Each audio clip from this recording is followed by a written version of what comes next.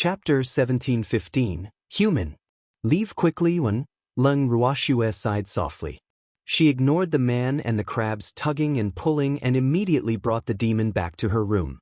The next morning, when they came out of the room and saw the unconcealed smiles on everyone's faces, suspicion rose in their hearts. After they left last night, did something happen that they didn't know about? Miss Fongda took that big crab last night. Seeing Lung Ruoxue's confusion, Grape hurriedly explained. Oh, isn't it normal to take in a beastie? However, your expressions are very abnormal.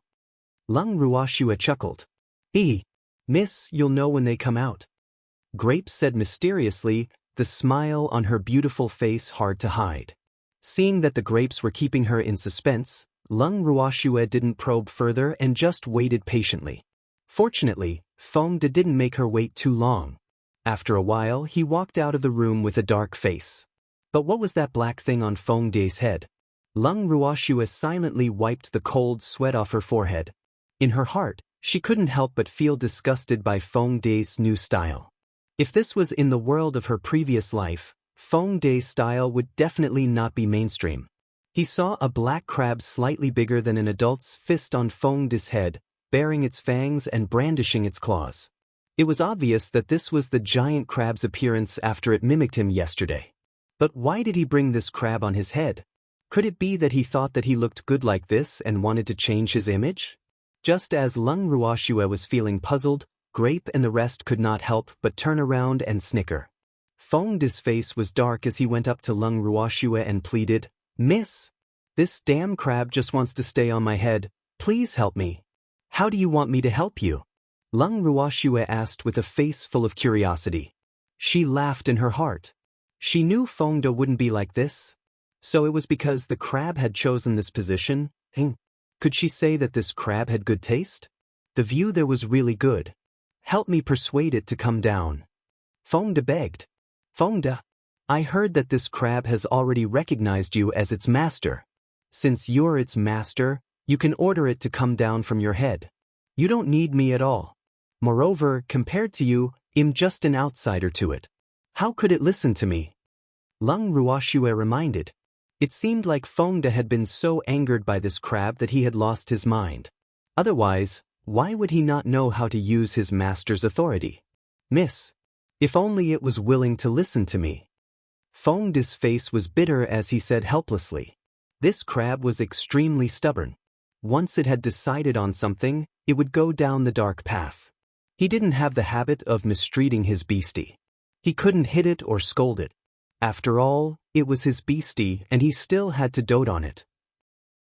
He didn't know if it was because of this, but this little crab was not afraid of him at all. So he could only swallow this bitter fruit. So he really regretted taking in this guy in his moment of soft-heartedness. Now it had climbed onto his head. It was truly on his head.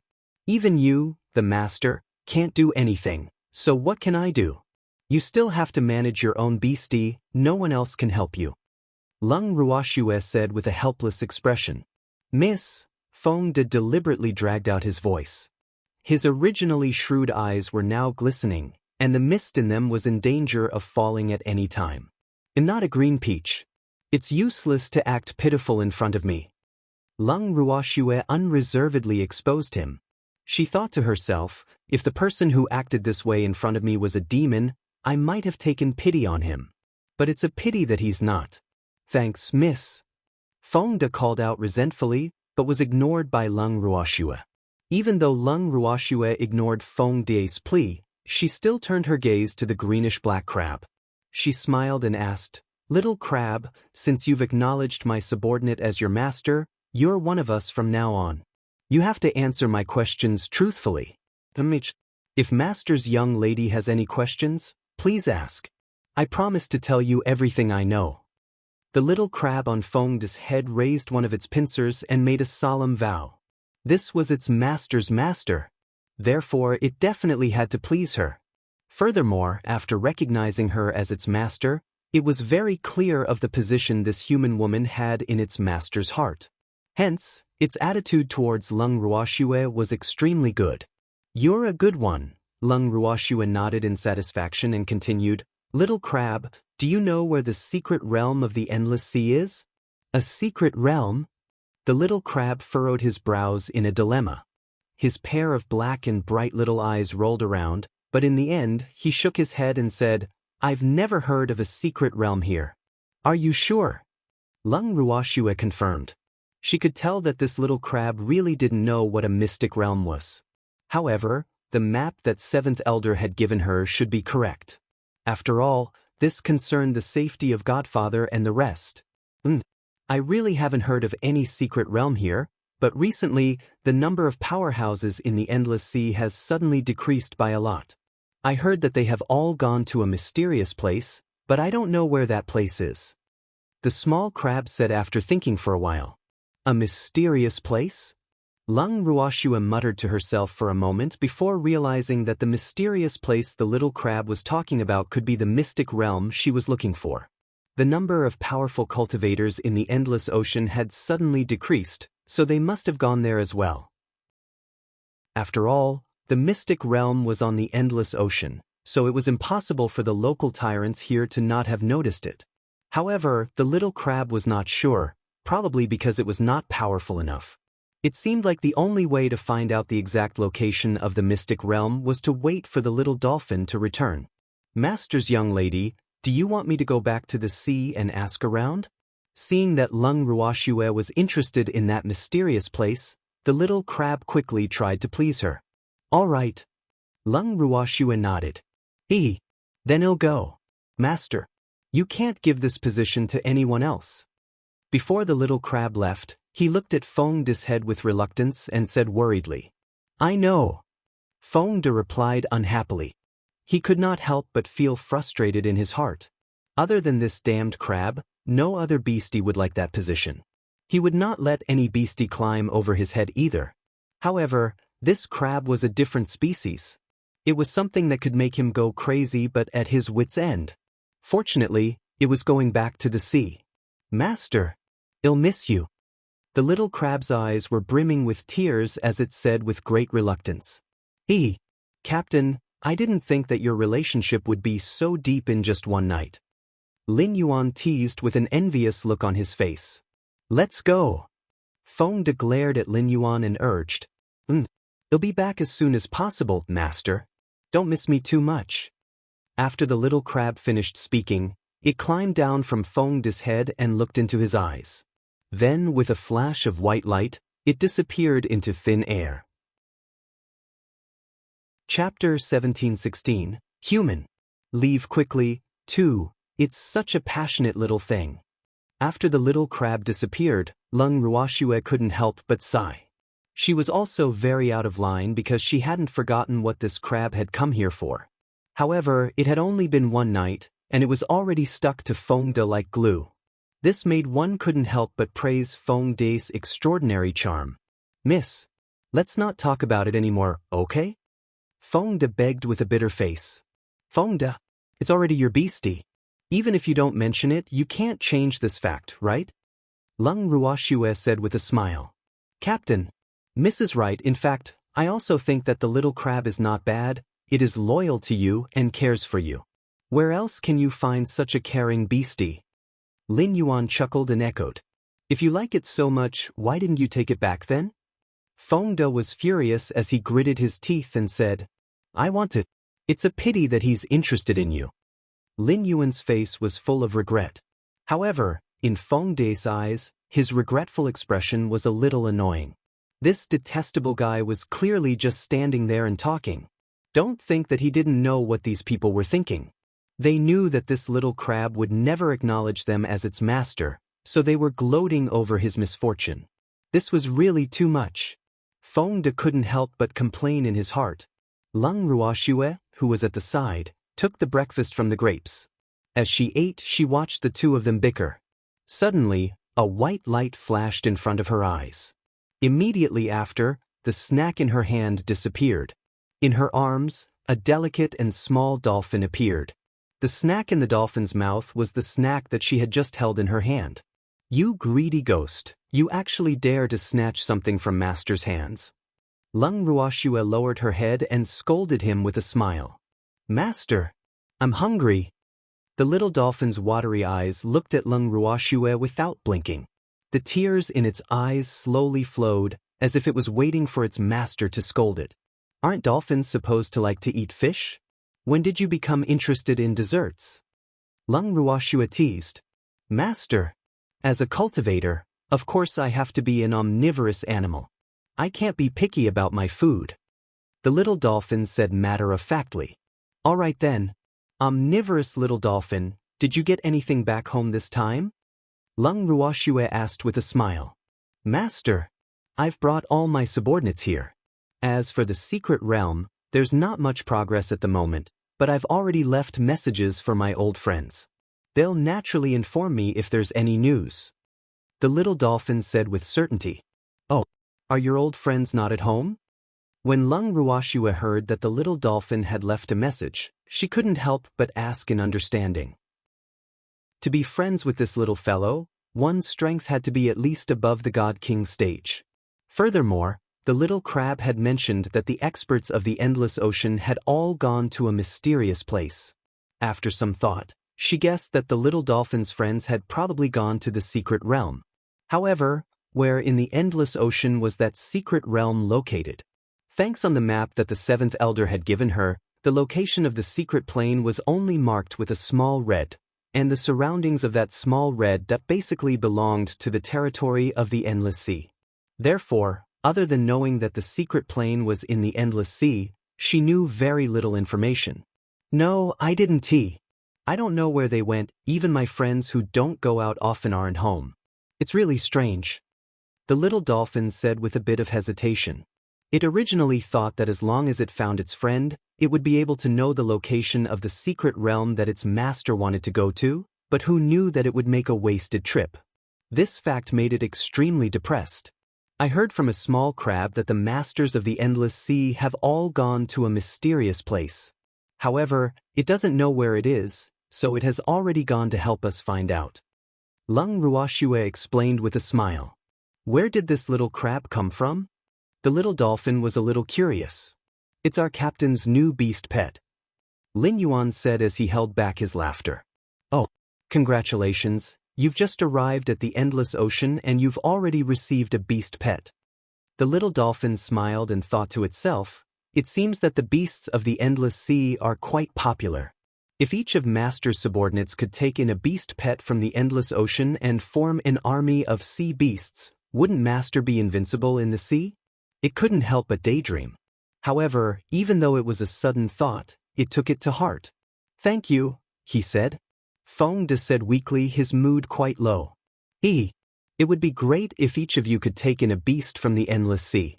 That way, it would be more convenient for you to go to the bottom of the sea in the future. The little dolphin was so happy that it spoke out its thoughts.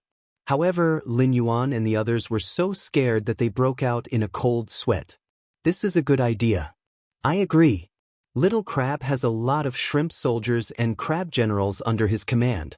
Why don't you take them as your beast pets? When Feng De heard the little dolphin's suggestion, he was immediately pumped up and agreed. Captain, are you afraid we'll be hungry? After hearing Feng De's idea, Lin Yuan was a little speechless. This idea was good? Good, Myas. If they each received a crab or shrimp, wouldn't they become a laughingstock? It was more like those shrimp soldiers and crab generals were their food, but how could they be their beast pets? Moreover, many of those guys were not even divine beasts. Such beasts were very unsuitable for them, who had high standards.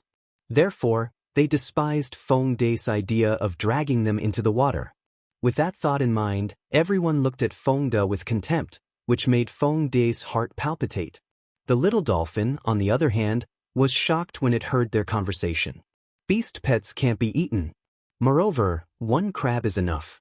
There are many strong people in the endless ocean. You don't have to collect crabs. The little dolphin naively thought that they liked crabs, so it was a little worried. In fact, according to its original intention, it wanted to introduce its friends to them. As for crabs, it was fine if they didn't want them.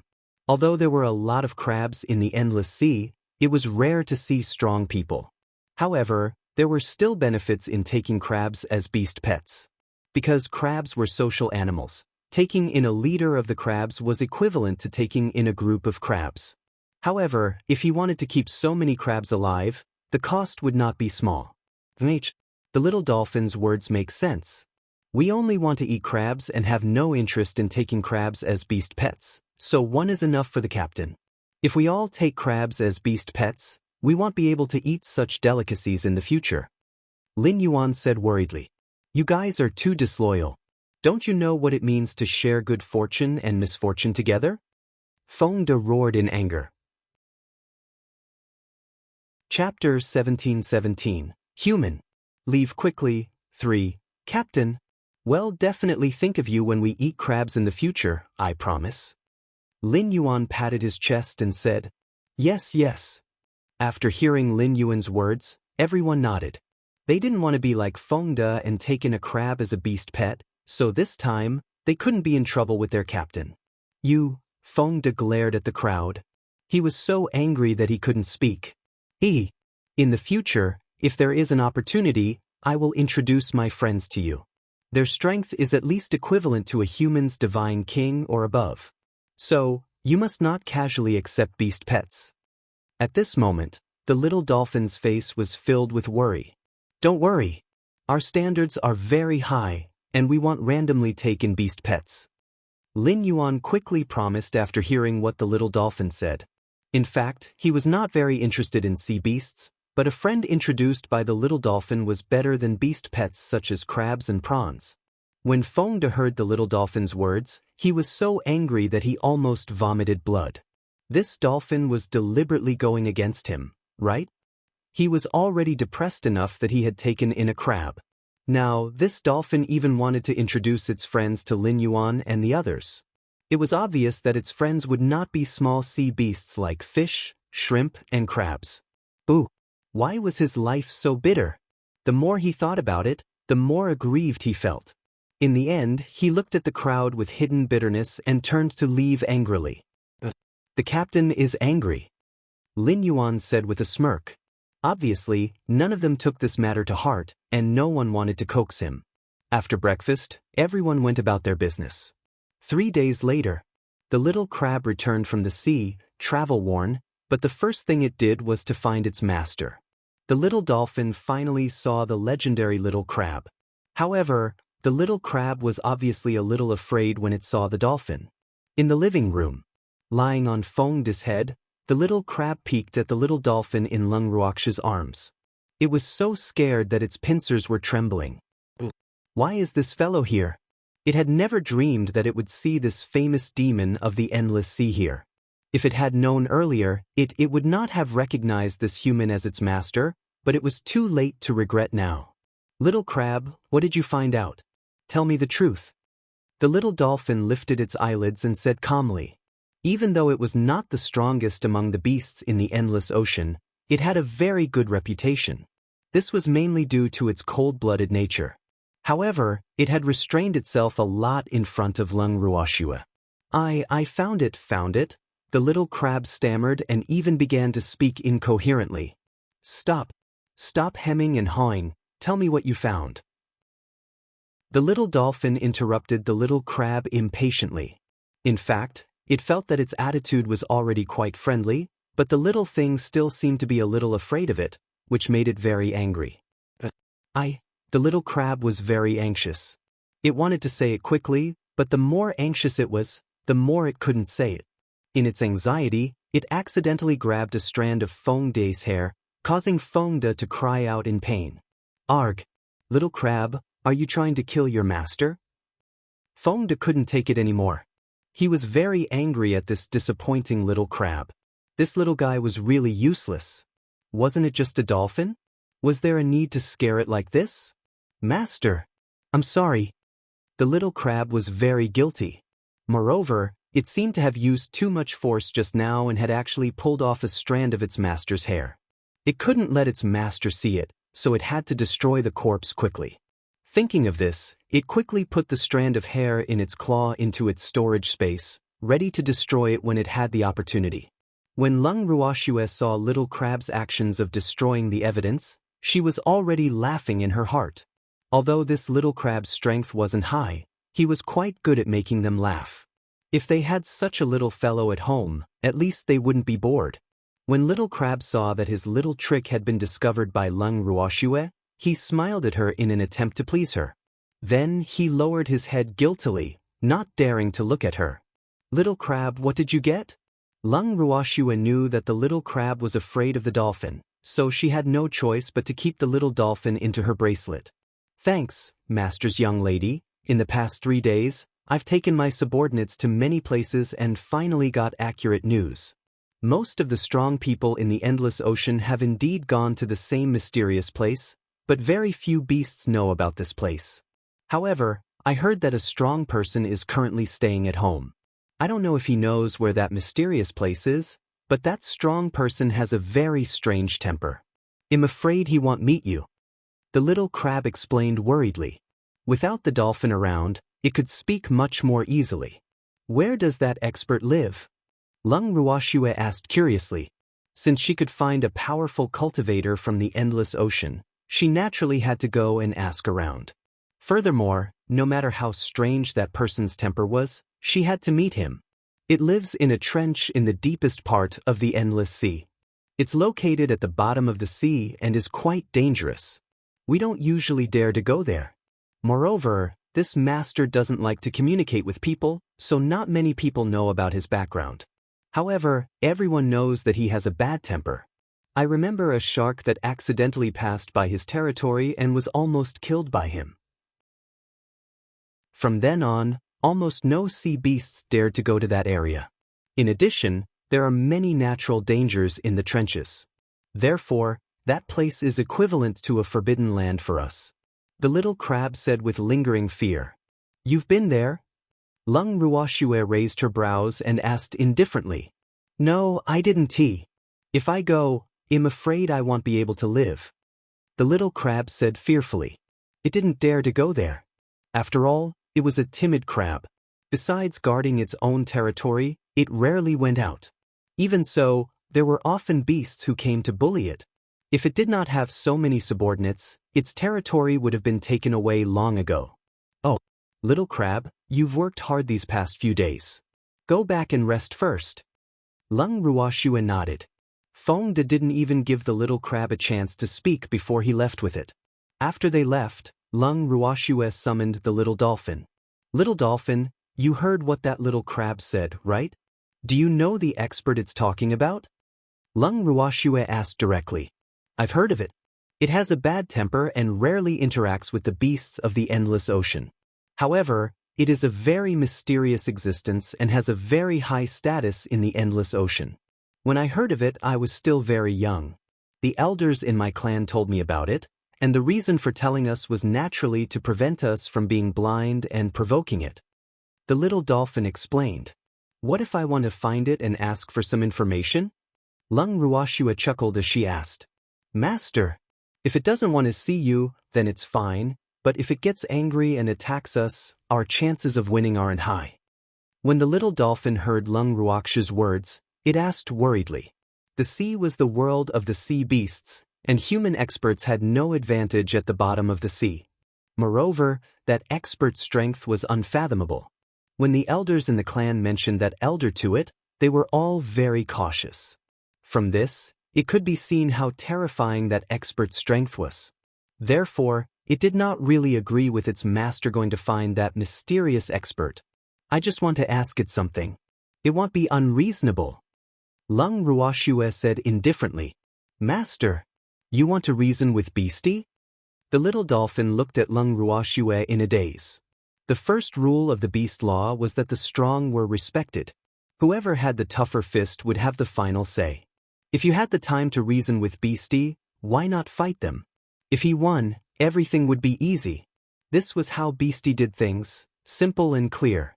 As for infighting and such, it was not suitable for most Beastie. Since the other party is an expert from the endless ocean, there should be some reason. Lung Ruoxue said confidently. Ah. The little dolphin couldn't help but wipe the cold sweat on its forehead. It really didn't know where its master got such confidence from. It should be known that in its eyes, most beasts would not reason with humans because they didn't trust humans at all. Little dolphin. It's better to hit the jackpot than to pick another day. Let's set off now. Lung Ruoxue said without any hurry. After she finished speaking, she left the house with the evildoer. After they left, she kept the house back into her bangle and sat on the back of the little dolphin with the evildoer. When the little dolphin saw this, it laughed bitterly and helplessly. Then, with a gentle wave of its front fin, a transparent light enveloped Lung Ruoxue and the demon. Following that, it dove into the depths of the sea. Lung Ruoxue and the demon sat on the back of the little dolphin. There was a light shield protecting them from the outside. The two of them looked around as if they were sightseeing. The deeper they went into the sea, the less light there was. Furthermore, this time, there were no fish surrounding them out of curiosity. Lung Ruoxue could not help but sigh when she saw this. This was indeed a different species of diving from her previous life. As they neared the trench, the little dolphin was about to continue diving when suddenly, a warning sounded out of nowhere. Human, quickly leave. Chapter 17:18, The Mysterious Poison, 1. The voice was ancient and deep, and there was a hint of pressure in the voice, which was very frightening. The little dolphin's body trembled uncontrollably when it heard the voice. From this, it could be seen how powerful the voice was to the beasts in the sea. Seeing this, Lung Ruoxue patted the little dolphin's smooth back to comfort it. Then, her beautiful eyes looked towards the pitch-black trench and said softly, "Senior, I have an important matter to discuss with you." Since this powerful being had already issued a warning, she naturally wouldn't let the little dolphin get close. However, she had to see this mysterious powerful being, so she could only ask it to come out. Human, leave quickly, or else don't blame me for being merciless. The owner of the voice warned again, but he had no intention of coming out. Senior, I have an important matter to discuss with you. Lung Ruoxue said stubbornly. If this fellow wasn't the strongest expert in the ocean, she wouldn't be so thick-skinned as to stay here. Since she was here, she naturally didn't want to leave empty-handed. What can a human want to see me for? The owner of the voice snorted coldly, clearly not believing Lung Ruoxue's words. Senior, I would like to ask you about something. This matter is related to the safety of the powerhouses of the endless ocean, so I hope you can come out and meet me.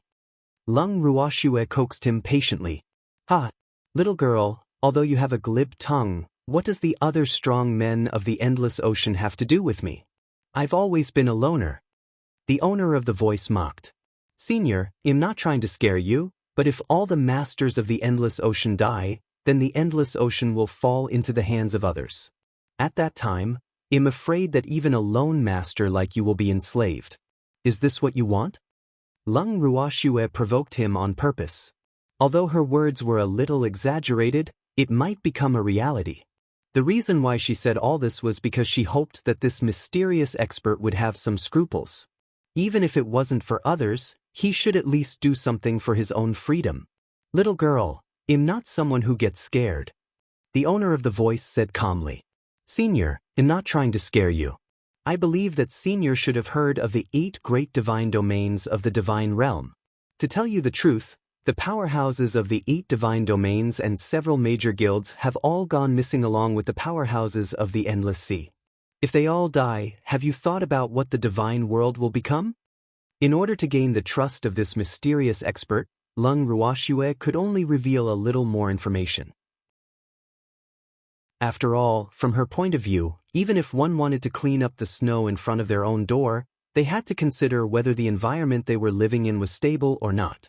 Otherwise, their freedom would probably be taken away, let alone the opportunity to clean up the snow in front of their door. And this endless sea.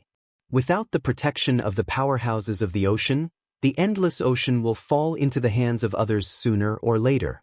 At that time, I'm afraid that Senior's peace will be destroyed. Lung Ruoxue added. However, after Lung Ruoxue said all this, the mysterious expert did not respond. Could that guy have fallen asleep? Lung Ruoxue thought to herself. She didn't know if her words would be of any use to this powerful being. If this fellow didn't run out of ideas and was still the same, she was afraid that her words would have been in vain. So now, she could only hope that this fellow still had a little sense of crisis. Moreover, she didn't want it to save the divine world. She only wanted to ask it some questions. After all, it was the most ancient and mysterious existence at the bottom of the sea. After a long while, the voice came again. "Little human girl, what do you want to know?" The voice sighed and asked, "Senior, I've heard that a secret realm has appeared in the endless sea. I want to know its exact location. I wonder if Senior can tell me." Lung Ruoxue suppressed the joy in her heart and pretended to be calm as she asked. The reason why she had directly asked for the location of the mystic realm and not asked the senior if he had heard of the mystic realm was because she was afraid that she would give this senior an excuse to reject her. If he replied that he didn't know, she would be at her wit's end. Therefore, she didn't plan to make a wasted trip no matter what. "Thanks, little girl. Are you planning to go to the secret realm?" The owner of the voice asked indifferently. "Yes, I am." Lung Ruoxue nodded. "Little girl, I advise you not to go. Any mystic realm is not as beautiful as people think. If you go to a mystic realm with your strength, let's not talk about whether you can get treasures, but if you go, it's hard to say if you can come out alive. Don't think about those unrealistic things." The mysterious expert said in a heavy tone. "Senior, I'm not going to the secret realm for the treasure." Lung Ruoxue replied helplessly. Could it be for the safety of the divine realm? The mysterious powerhouse chuckled. Just now, this little girl wanted to ask him about some things, and she was using the banner of the divine realm's safety. Although he also attached great importance to the divine realm's safety, he did not think that such a weak little girl could play any great role in the divine realm's safety. Therefore, he was certain that this little girl was only going to the mystery realm to search for treasures. "I'm going to the secret realm to find my godfather," Lung Ruoxue said honestly. "Looking for a godfather? Little girl, no matter why you want to go to the secret realm, I suggest you don't go. Your strength is not enough there." The mysterious expert sighed. "Senior, I naturally have my own means of self-protection after entering the secret realm. So, you don't have to worry." Lung Ruoxue said confidently. "All right then. Since you insist on going, I'll tell you the location of the secret plane." The mysterious man said helplessly. He had a good impression of this little girl. Unfortunately, she refused to listen to his advice. "Forget it. Let her be." "Many thanks, Senior." When Lung Ruoxue heard this, she heaved a sigh of relief in her heart. No matter what, she finally knew the location of the mystic realm. "That secret realm is very close to me. Do you see my trench? If we follow this trench, the secret plane will be 10,000 meters ahead." The mysterious expert said. "Thank you, Senior. We're sorry to disturb you." After Lung Ruoxue finished speaking, she secretly ordered the little dolphin to leave this place. Although she really wanted to go directly to the mystic realm from here, she decided to take a detour after considering that this mysterious expert was not easy to get along with. After all, he had already told her the location of the secret realm, so she couldn't not know what was good for her. Seeing that they were about to turn back, the mysterious expert said, "Little girl, you can go directly from here. There's no need to take a detour." The mysterious man's words made the little dolphin, who was about to turn around, extremely surprised. When did this old man become so easy to talk to? He actually allowed them to pass through here. This fact was somewhat inconceivable. Could it be that his master's charm was so great that even this old goo was attracted? It couldn't help but wonder. "Thank you, Senior." Lung Ruoxue expressed her gratitude once again. Chapter 1719, The Mysterious Poison, 2, Senior. "We're going over." The little dolphin reminded them softly before they were about to cross the deep trench. After that, it quickly crossed the daunting trench like an arrow leaving the bow. Not long after they left, a pair of huge, cold eyes slowly opened from the depths of the trench. Then, a light flashed and everything returned to calmness. Lung Ruoxue sat on the little dolphin's back and felt the little dolphin's light-like speed. She couldn't help but laugh in her heart. This little fellow was too timid. Looking at its burning butt, it was as if they would be eaten by the mysterious expert if they were to leave a little later. In fact, from her point of view, the mysterious expert was also a reasonable person. At least he didn't make a move at the beginning and even told them the location of the trench. Just based on this point alone, in Lung Ruox's heart, that expert was not an unreasonable person. Master, you've only been in contact with it once, so you naturally don't know how terrifying it is. The little dolphin, who understood Lung Ruox's thoughts, said with a lingering fear. It was born in the endless ocean and had heard many of that person's glorious deeds. Therefore, it was afraid of that person from the bottom of its heart. However, it did not expect that the powerful cultivator would be so easy to talk to. Other than asking them to leave at the beginning, he did not make things too difficult for them. This was something that surprised it. Could it be that you've been in contact with it many times? Lung Ruoxue asked, pretending to be surprised. No, I didn't. It's my first time too. The little dolphin said, a little embarrassed. If that's the case, how can you just hear rumors? You must know that rumors stop at the wise. The information heard from others is far less accurate than the confirmation from one's own hands. Lung Ruoxue smiled as she reminded him. I know, but the elders of my clan told us about it. They wouldn't lie to us, right? The little dolphin said, a little unconvinced. Ha! Of course, your clan's elders wouldn't lie to you, but they might exaggerate the truth. You should know that things like rumors will always get more and more outrageous the more they spread, so it's best to verify it yourself. Lung Ruoxue laughed. But there are many strong people in the endless sea who have been beaten by it. Moreover, I know some of them. What do you say? The little dolphin continued. Did they say why they were beaten up? If we were beaten up just because we entered that senior's territory, why weren't we beaten up when we went there just now? Lung Ruoxue retorted. One-sided words could not be trusted. The little dolphin was speechless because it knew a strong person who did say that he was beaten up when he went to the strong person's territory. Now it seemed that his words were not without water. Little dolphin, we humans have a saying, what you hear is false, but what you see is true. So, no matter when and where, don't believe one-sided words. It's very easy to be misled, and you won't be able to make an accurate judgment. However, sometimes, what you see with your own eyes may not be true. Lung Ruoxue sighed. Arg. Then what do we do? The little dolphin was a little dumbfounded. Wasn't Master's words a little contradictory? Believe in your own feelings. Lung Ruoxue said softly. I only acknowledged Master as my master because I believed in my own feelings. The little dolphin said smugly. Don't be so smug, let's hurry. Seeing that the little dolphin was starting to show off, Lung Ruoxue helplessly urged.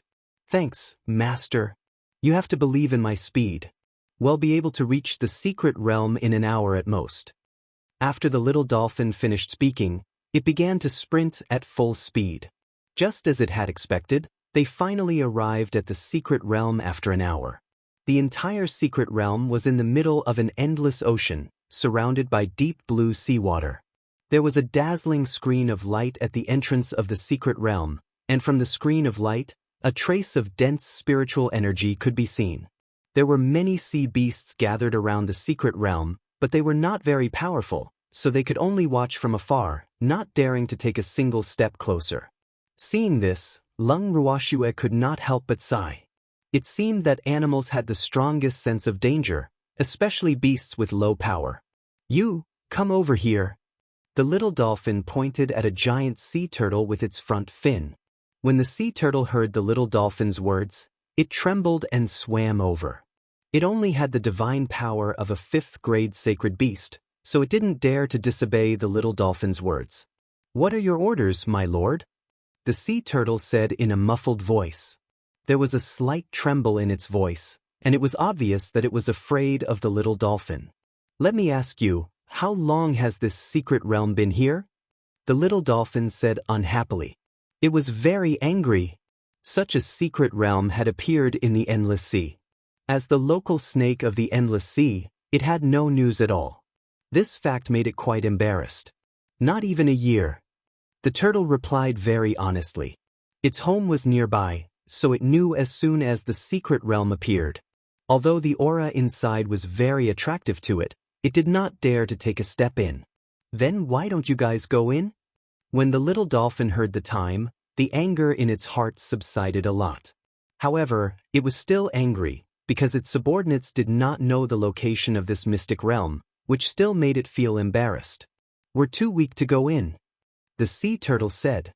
In fact, they saw that many powerful people had gone in, so they did not dare to go in. The reason why they stood still here was that they wanted to wait for the powerful people to leave before they went in to pick up the things that they had missed. They might have missed out on some good things. It was with this idea that the weaker sea beasts had gathered here. Therefore, the location of the secret realm was not widely known in the endless ocean. "Then do you know who went in here?" the little dolphin asked again. I saw a lot of humans go in, and some of the powerhouses of our endless sea also went in." The turtle told him the truth. "Then did you see any of my dolphin race enter?" the little dolphin continued to ask. In order to find out more about the secret realm, it had returned to the clan before, but it found that the elders in the clan were not around. Moreover, the other clan members had never heard of the secret realm.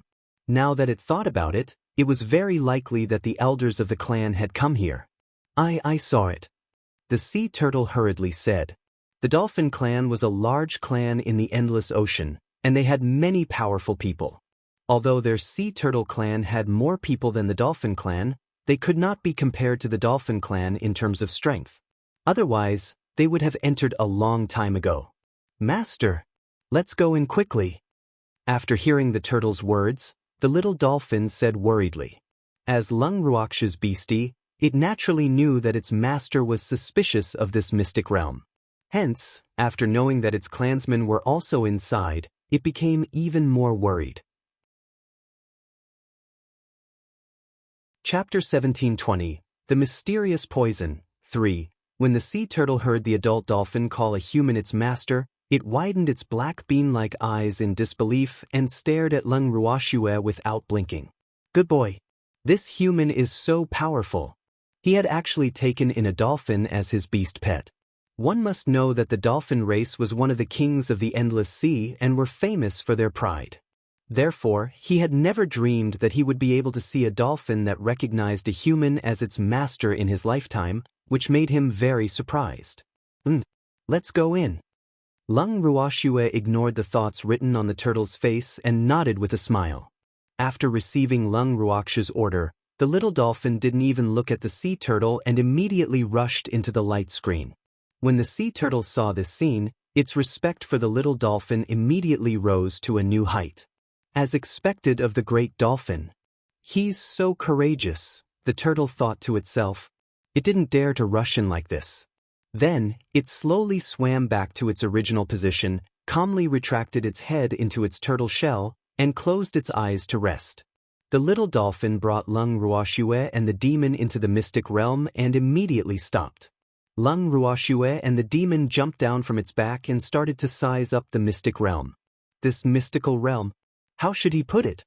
Everywhere she looked was filled with the chirping of birds and the fragrance of flowers.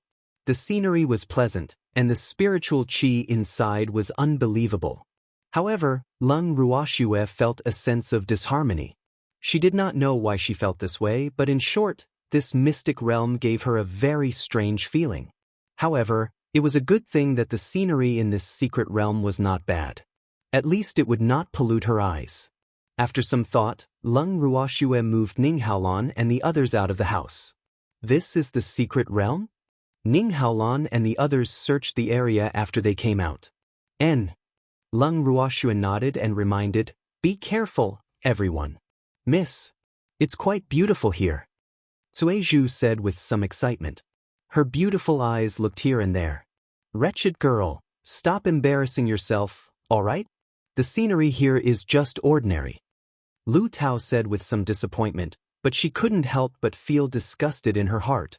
No matter how good this place was, could it be compared to the young Miss Space? Therefore, this place was not worthy of her attention. However, there were outsiders present, so there were some things she couldn't say clearly. "I know. I'm just a little surprised." Sueju lowered her head in embarrassment, her cheeks blushing. At this time, she suddenly saw a flower she had never seen before from the corner of her eye. The flower was the size of a palm, and the petals were red. The overlapping petals looked unusually beautiful. What beautiful flowers! Sueju exclaimed and ran forward, picking the flower and playing with it in her hand. Be careful! Lung Ruoxue, who felt that something was amiss, quickly reminded him. When she first entered this place, she had already sized up the entire place. She did not see any flowers at all, so she was very suspicious of the flowers that had suddenly appeared. However, her warning was too late. At the same time, the flower in Quiza's hand suddenly transformed into a red snake as thick as a finger and bit Quiza's snow-white wrist. Immediately after, a red light flashed and the red snake disappeared. Sueju also fainted. All of this happened in the time it took for a spark to fly off a piece of flint. Within a few short seconds, everything was over. It was so fast that Lung Ruoxue and the rest could not react in time. By the time they could react, Sueju had already fainted. Everyone rushed to Quiza's side and helped her sit up. They looked nervously at Sueju, whose face was getting paler and paler. They were all worried. Looking at Quiza's appearance, they knew that she had been poisoned, but they did not know what poison it was. Miss, is Sueju all right? Lu Tao asked carefully as she looked at Lung Ruoxue, who was examining Sueju. Her poison is very strange. To be honest, I don't know what kind of poison it is. Lung Ruoxue said helplessly after checking.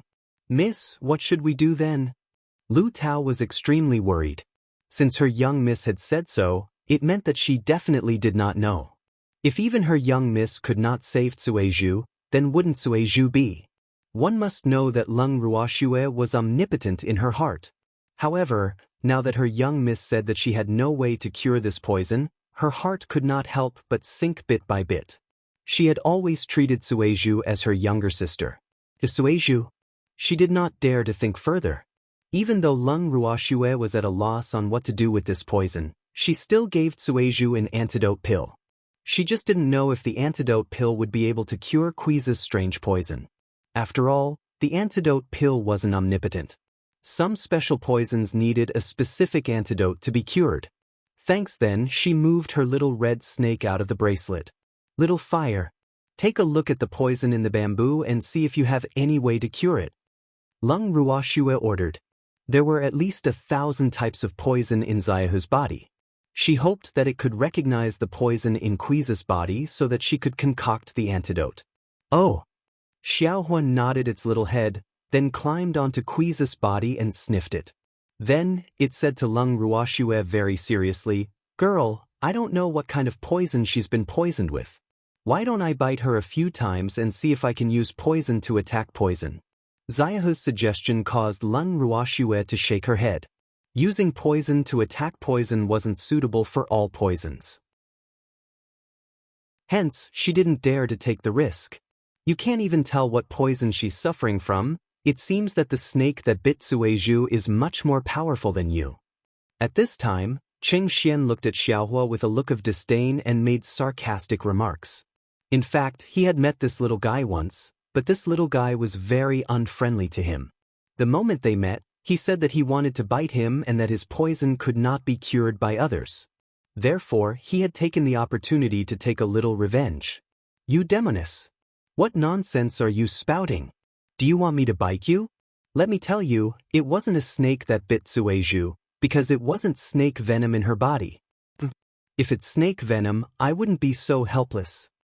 Lil, fire roared furiously. If it was not for Lung Ruoxue holding it back, it would have rushed up to bite Cheng Xian. Dead Renyao? Cheng Xian was stunned when he heard this form of address. Although he didn't know the meaning of this word, it didn't sound like something good, so his anger rose. You damn snake! It was clearly a snake that bit the bamboo, but you said it wasn't snake venom. It can't be that you're so ignorant that you can't tell. Cheng Xian retorted impolitely. Fuck? Would I not know if it's a snake or not? I'm a venomous snake ancestor, no one is more venomous than me. Lil, fire shouted back at the top of its lungs. Everyone looked at the man and the snake, who did not care about their image and roared. They could not help but feel angry. They did not look at the place and the situation when they quarreled. Now that Quiza's life and death were unknown, They started quarreling first. Sighed. What the hell is this? All of you shut up. If you continue to argue, I'll throw you into the house.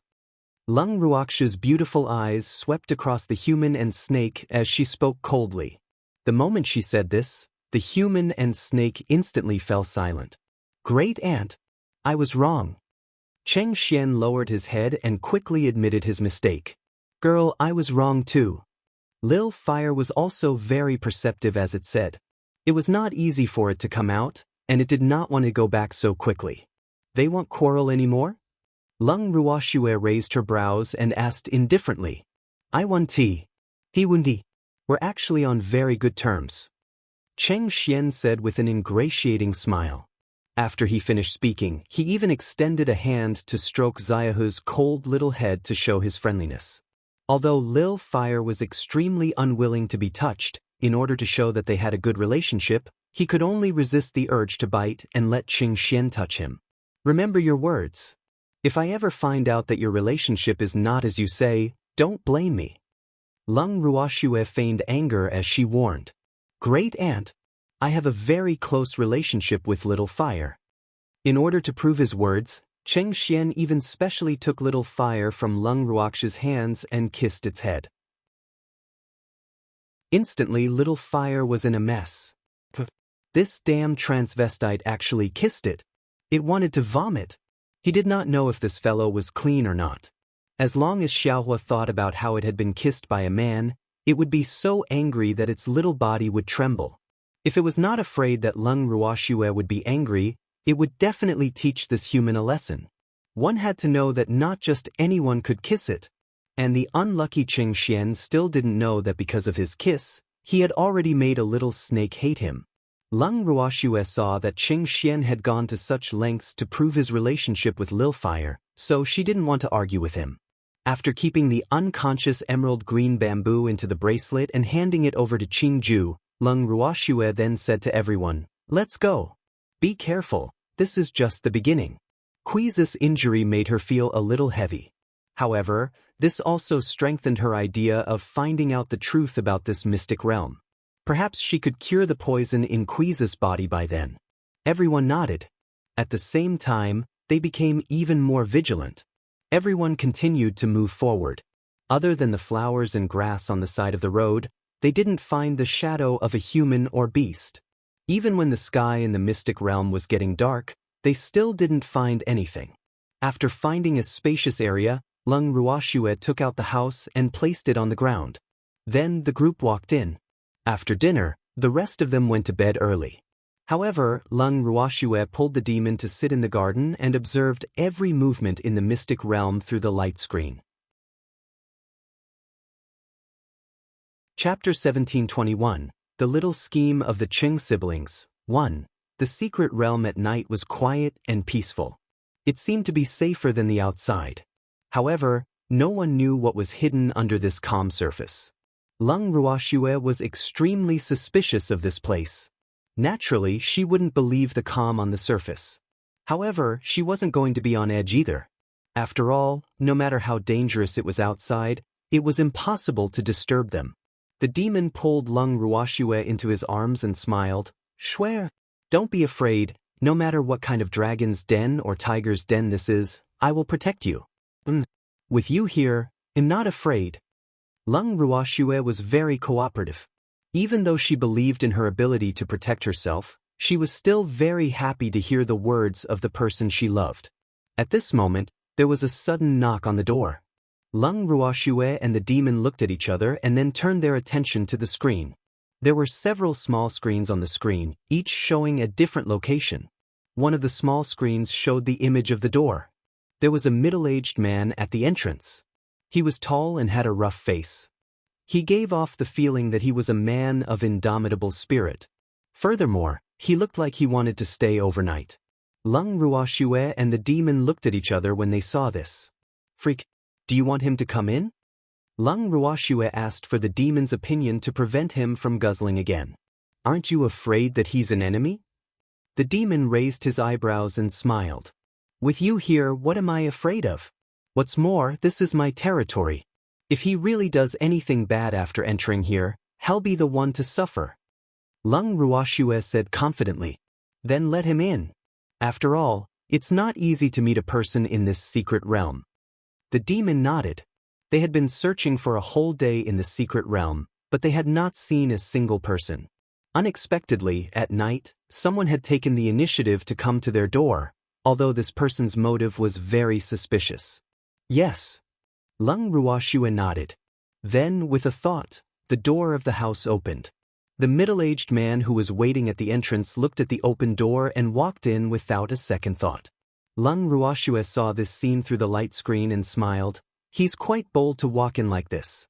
As the saying goes, the skilled are bold. This man's strength is not ordinary. He saw through the middle-aged man's disguise and smiled mysteriously. What? Lung Ruoxue looked at the demon thoughtfully. In her eyes, the middle-aged man was only at the God King level, but the demon seemed to be quite at ease with him. At this moment, Lung Ruoxue's thoughts changed again, and the middle-aged man was moved into the garden. When he first arrived at the garden, the middle-aged man was still in a daze. However, in the blink of an eye, he regained his senses. When he saw Lung Ruoxue, he was momentarily surprised, but he quickly returned to normal. Little girl, I didn't expect to meet you again so soon. When the middle-aged man saw Lung Ruoxue, the corners of his mouth curled into a smile. You're the senior who lives in the trench? Lung Ruoxue wasn't too sure, but she could clearly remember the low voice. It's this old master. The middle-aged man nodded. Thanks, I didn't think we would be so fated with senior. After confirming this, Lung Ruoxue's heart was greatly relieved. Even though she didn't know why this senior would suddenly enter the mystic realm, she was still very happy that the first person she met here was someone she knew. I didn't expect it either. No wonder the little girl said you have a way to protect yourself, so you have such a divine tool. The middle-aged man exclaimed in surprise. Before he asked Lung Ruoxue to stay, he had doubted the authenticity of this place. Even after he had entered, he had maintained a trace of vigilance. However, with his strength, he was confident that he could deal with anything that was amiss here. Hence, after the door opened, he walked in without hesitation. However, after seeing Lung Ruoxue, he was relieved. At the same time, he was glad that he was lucky. Otherwise, he would have to sleep in the open in this unfamiliar secret realm. This house was given to me by the Armament Guild's great elder. Now, he and my godfather are trapped in the secret realm, so I have no choice but to enter the secret realm to find out what's going on. Lung Ruoxue explained. So that's how it is. Little girl, you're so loyal, it's not in vain that they dote on you.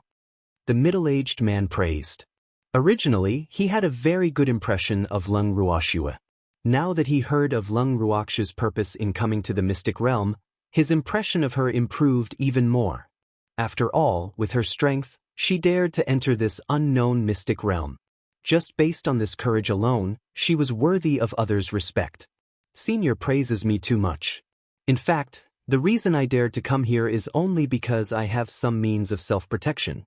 Otherwise, with my strength, I would undoubtedly be courting death.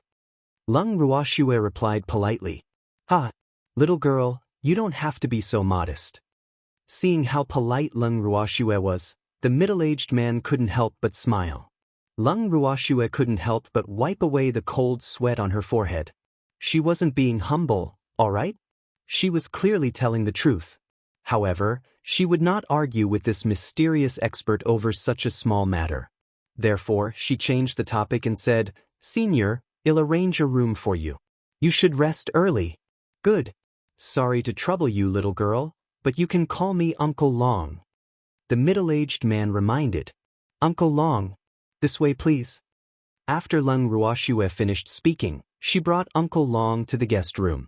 The next day. When Fengde and the others walked out of the room, they were surprised to find a stranger in the house.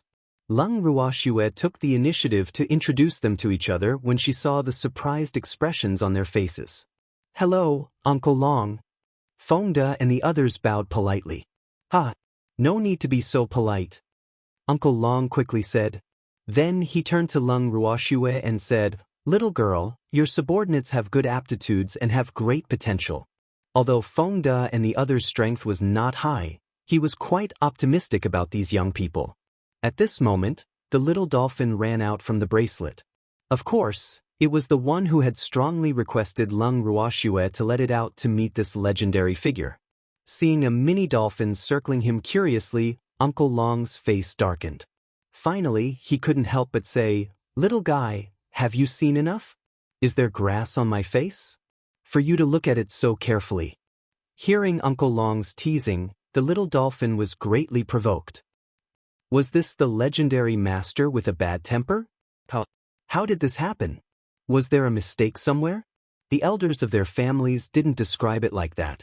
Or was it a fake? At this thought, the little dolphin suspiciously sized up Uncle Long again. "Little guy, if you keep looking at me like that, I won't give your master any face," Uncle Long threatened. In other words, he was saying, "If you continue to size me up, I'll teach you a lesson." Chapter 1722, The Little Scheme of the Ching Siblings, 2. When the little dolphin heard this, its suspended heart was slightly relieved. It looked like he was still that old. Senior. It was just that he was giving face to his master, so he put on such an affable appearance. After confirming, the little dolphin ran back to its master's arms, not even looking at Uncle Long, who asked Uncle Long's reputation to be so frightening. There was no one in the entire endless sea who wasn't afraid of him. After everyone was done looking around, Uncle Long turned to Lung Ruoxue and said, "Little girl, where do you plan to go next?" "We don't have any purpose, so we just go wherever we want." Lung Ruoxue answered honestly. In reality, she really did not know where to go. Yesterday, they had been wandering around the secret realm like headless flies for an entire day. It was a pity that they had not found anything. "In that case, let's go together. I have a talent that can find places with people. Therefore, everyone can take fewer detours," Uncle Long explained. After all, he was very clear that Lung Ruoxue and the others had come in to look for someone. That was his purpose as well. "Really? That's great." When Lung Ruoxue heard that Uncle Long had such a talent, she was overjoyed. In this secret realm, Qing Ju's abilities could not be displayed at all. Otherwise, they would not have wandered around the place yesterday. Furthermore, if Uncle Long's talent was really that useful, it would be much easier for them to find someone. Otherwise, how do you think I found you guys yesterday?" Uncle Long laughed out loud. Lung Ruoxue's shock had lifted his mood. "Uncle Long, I'll have to trouble you to take care of her in this secret realm," Lung Ruoxue said, trying to please him. Her words had indeed pleased Uncle Long. Good. As long as you can get me more food," Uncle Long said with a drooling face.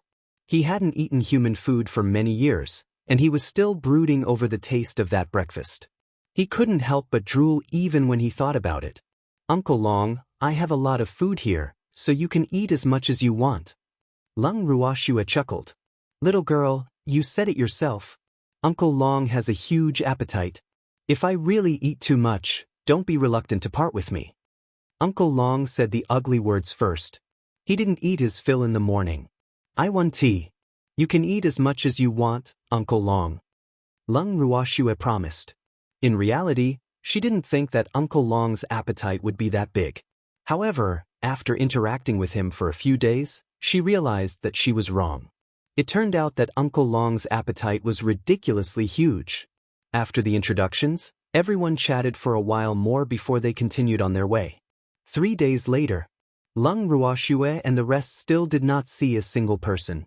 "Uncle Long, it's been 3 days, why haven't I seen anyone yet?" Feng De walked to Uncle Long's side and couldn't help but ask. In the past 3 days, they had become very familiar with Uncle Long, so it was quite easy for him to ask such a question. "What's wrong? You can't wait anymore?" Uncle Long raised his eyebrows and smiled. "A little.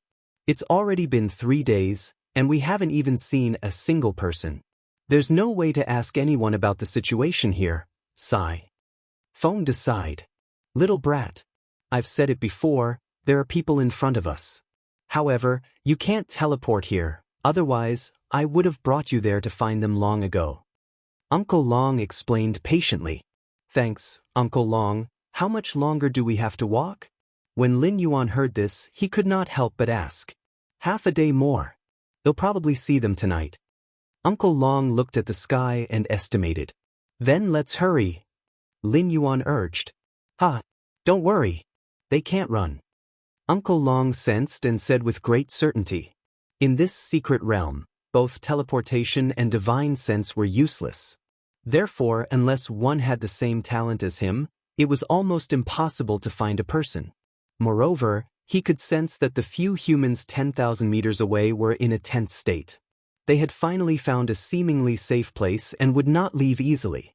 Thus, he was not in a hurry at all. However, seeing that Feng De and the others seemed to be in a hurry, he had to speed up. As Uncle Long had expected, they finally arrived at their destination in the evening. It was a small hill that was half the height of a person. At this time, there were 8 people resting there. 7 men and 1 woman among the 8 people looked extremely miserable. After seeing them, they clenched the weapons in their hands vigilantly and stared at them with an unfriendly gaze. Who are you people? The one who spoke was a young master who looked to be in his early 20s. Although he was very handsome, his disheveled appearance greatly reduced his handsomeness. Cheng, what are you doing here? Cheng Xian, who was walking in the middle of Feng De and the others, said in surprise when he saw the man who spoke.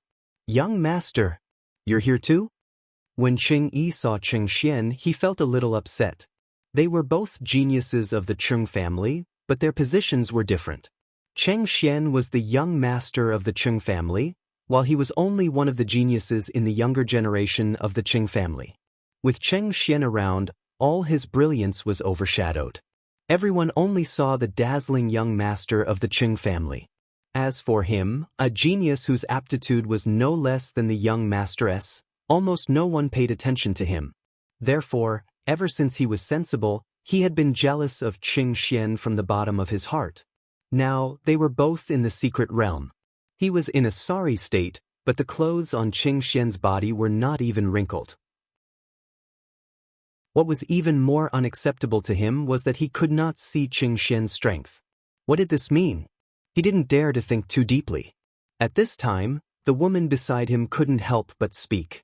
Big brother young master, I didn't expect to see you here. Xian is so happy. The woman named Xian said. Cheng Xian looked at the woman in front of him and frowned. He didn't expect to see them here.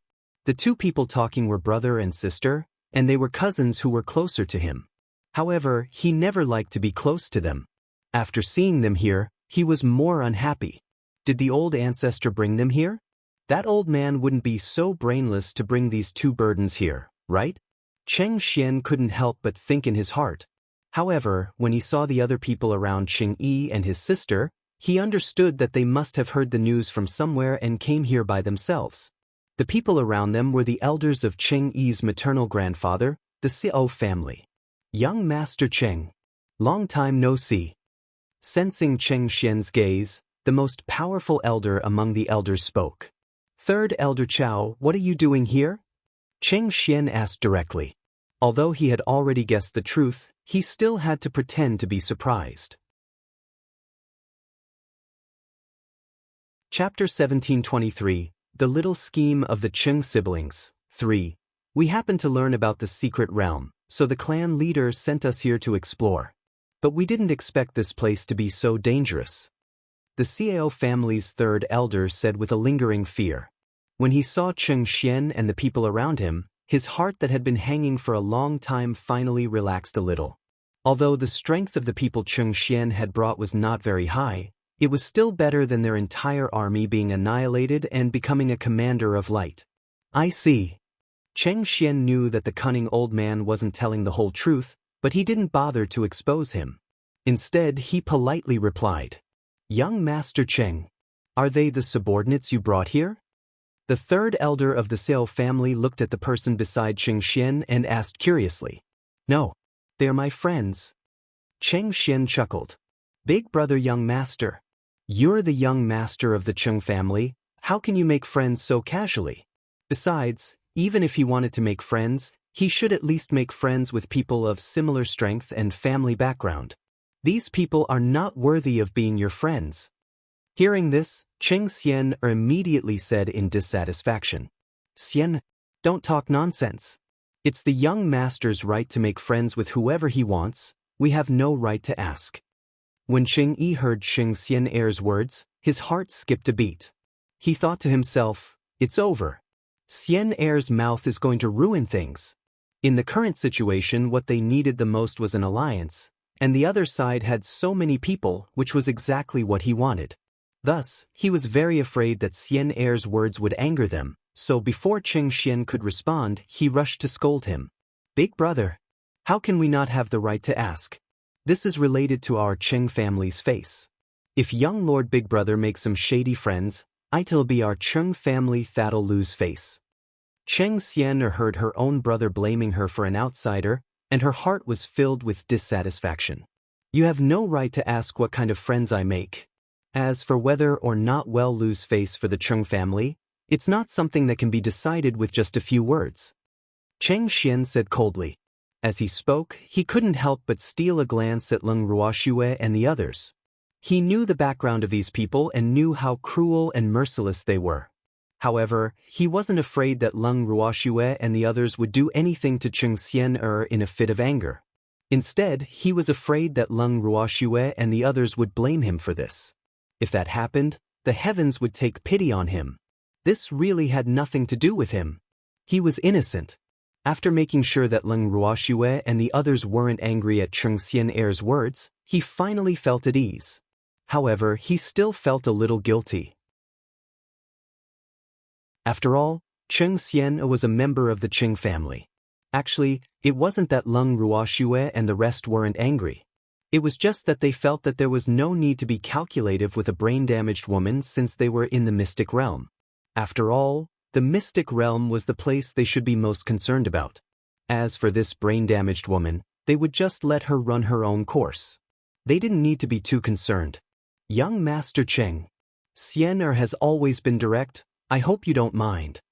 The Xiao family's third elder saw that Cheng Xian's expression was a little ugly, and he secretly glared at Cheng Xian, who didn't understand the situation, and tried to smooth things over. I know she's direct, so I can let her go no matter what she thinks. After all, we're all members of the Cheng family. How can there be overnight hatred? However, the person she mentioned just now is my friend, so I can't just ignore this. Cheng Xian said very seriously. Hearing Cheng Xian's words, Elder Chao San hurriedly said to Cheng Xian, Xian, quickly apologize to young Master Cheng's friends. Third Grandpa, I didn't do anything wrong. Why do you want me to apologize? Cheng Xian said with an aggrieved expression.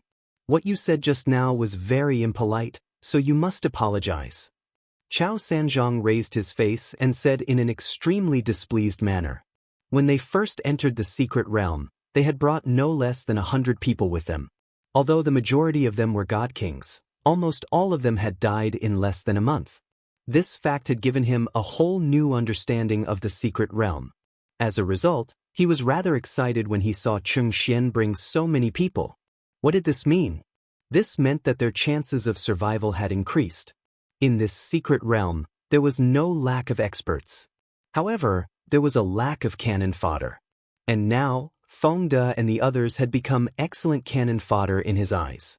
That was why he was so strict with Cheng Xian. He didn't want them to run away in anger because of Xian rudeness. It was not easy to see a person here. I'm telling the truth. You want me to apologize? No way. Cheng Xian's eyes were slightly red, and tears were welling up in her beautiful eyes. It was as if she would be flooded with water if Third Elder Chao said a word to her. As the young miss of the Cheng family, she was now being reprimanded by an elder of her mother's family. To be honest, she felt very unbalanced in her heart. However, who asked her mother to have a low status in the family? They had to rely on the power of their mother's family to stand firm in the Cheng family. This decided that they had to look at the face of their maternal family sometimes, even if they were from the Cheng family.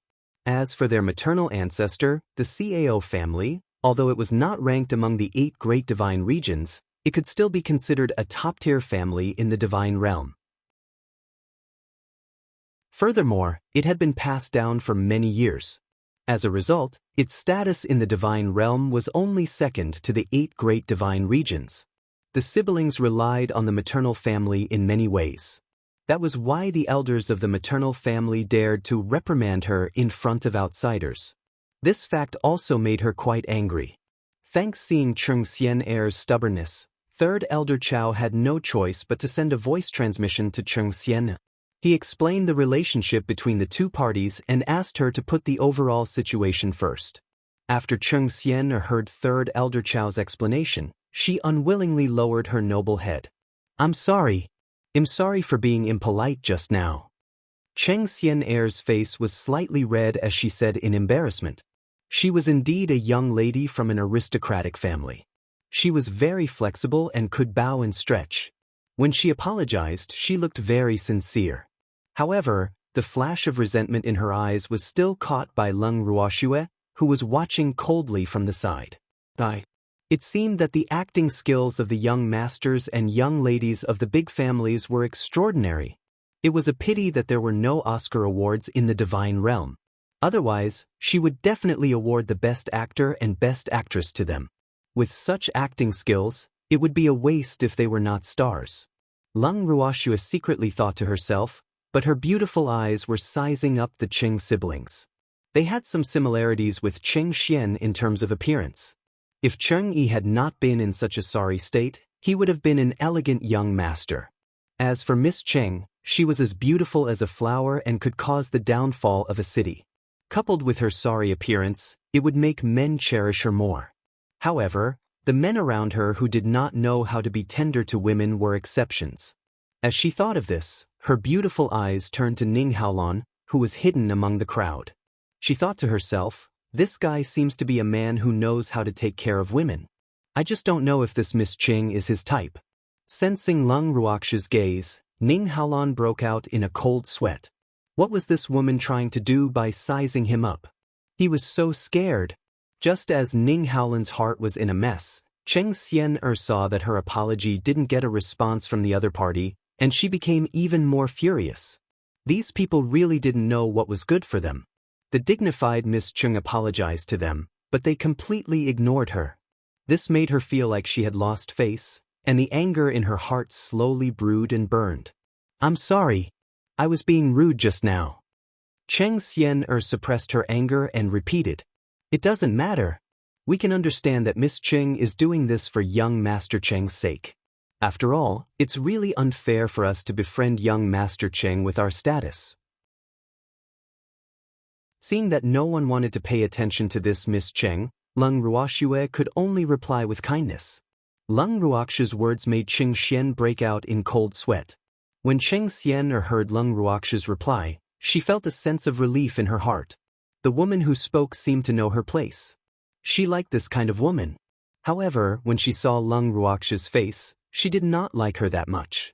Damn it! How could this woman be so beautiful? And the man beside her was simply a match made in heaven with her. The two of them stood together so well matched and extremely eye-catching. However, looking at their clothes, she also knew that they were not from a top family. With this thought in mind, her heart felt a little more balanced. Moreover, she found another familiar face among them. Brother Lan. It's really you. Cheng Xian ignored Leng Ruoxue's words as she looked at Ning Haolon in disbelief. Her beautiful cheeks were a little pink as she lowered her head shyly. In fact, she was actually comparing Ning Haolon to the demonic man she had seen earlier. Brother Lan was the young master of the Ning family, the future head of the family.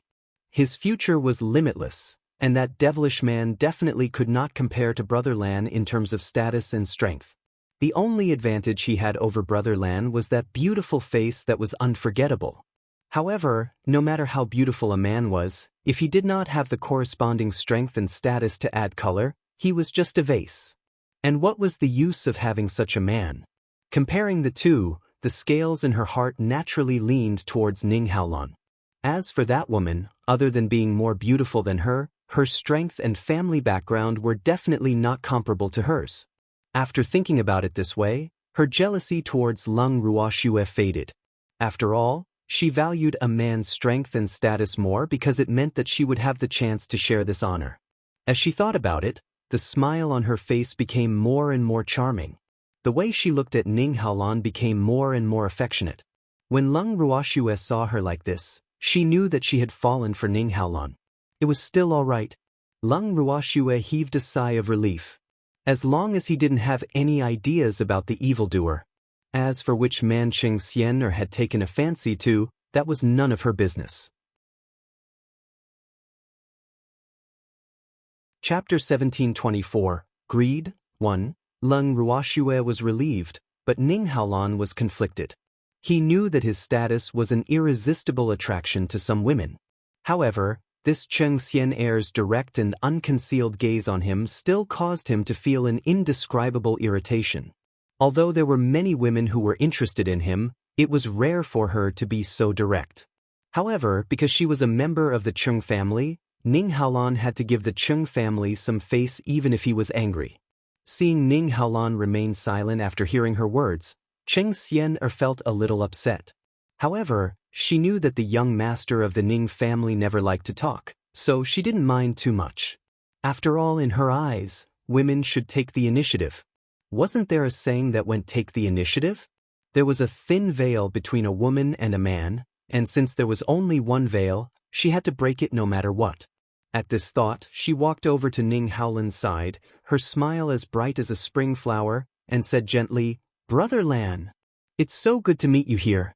With that, she lowered her head shyly, not daring to look at Ning Haolan.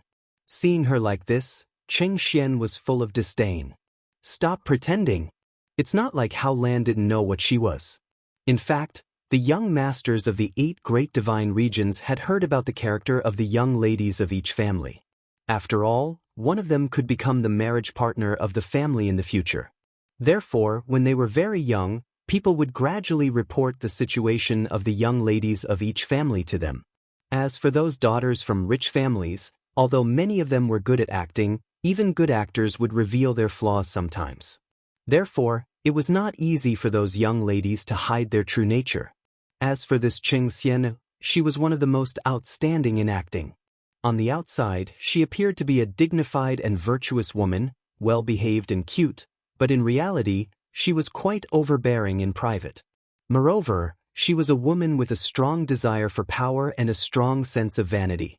However, she had probably suffered a great shock in the secret realm, so she had almost exposed her true nature just now. But no matter how she tried to hide it, it was useless. This was because Hao Lan would never like her. What a coincidence! The corner of Ning Haolan's mouth twitched slightly as a form of greeting. Brother Lan, it's better to meet by chance than to invite you. Since we've met, it's fate. Let's go together in the future. Cheng Xian said passionately. At this moment, there was only Ning Haolan in her heart and in her eyes. No one else was worthy of her attention, including Cheng Xian. Miss Cheng, I'm here with my friend. Ning Haolan said in a soft voice. He was trying to say, I can't leave my friend behind to be with you. However, Cheng Xian wouldn't be able to read between the lines.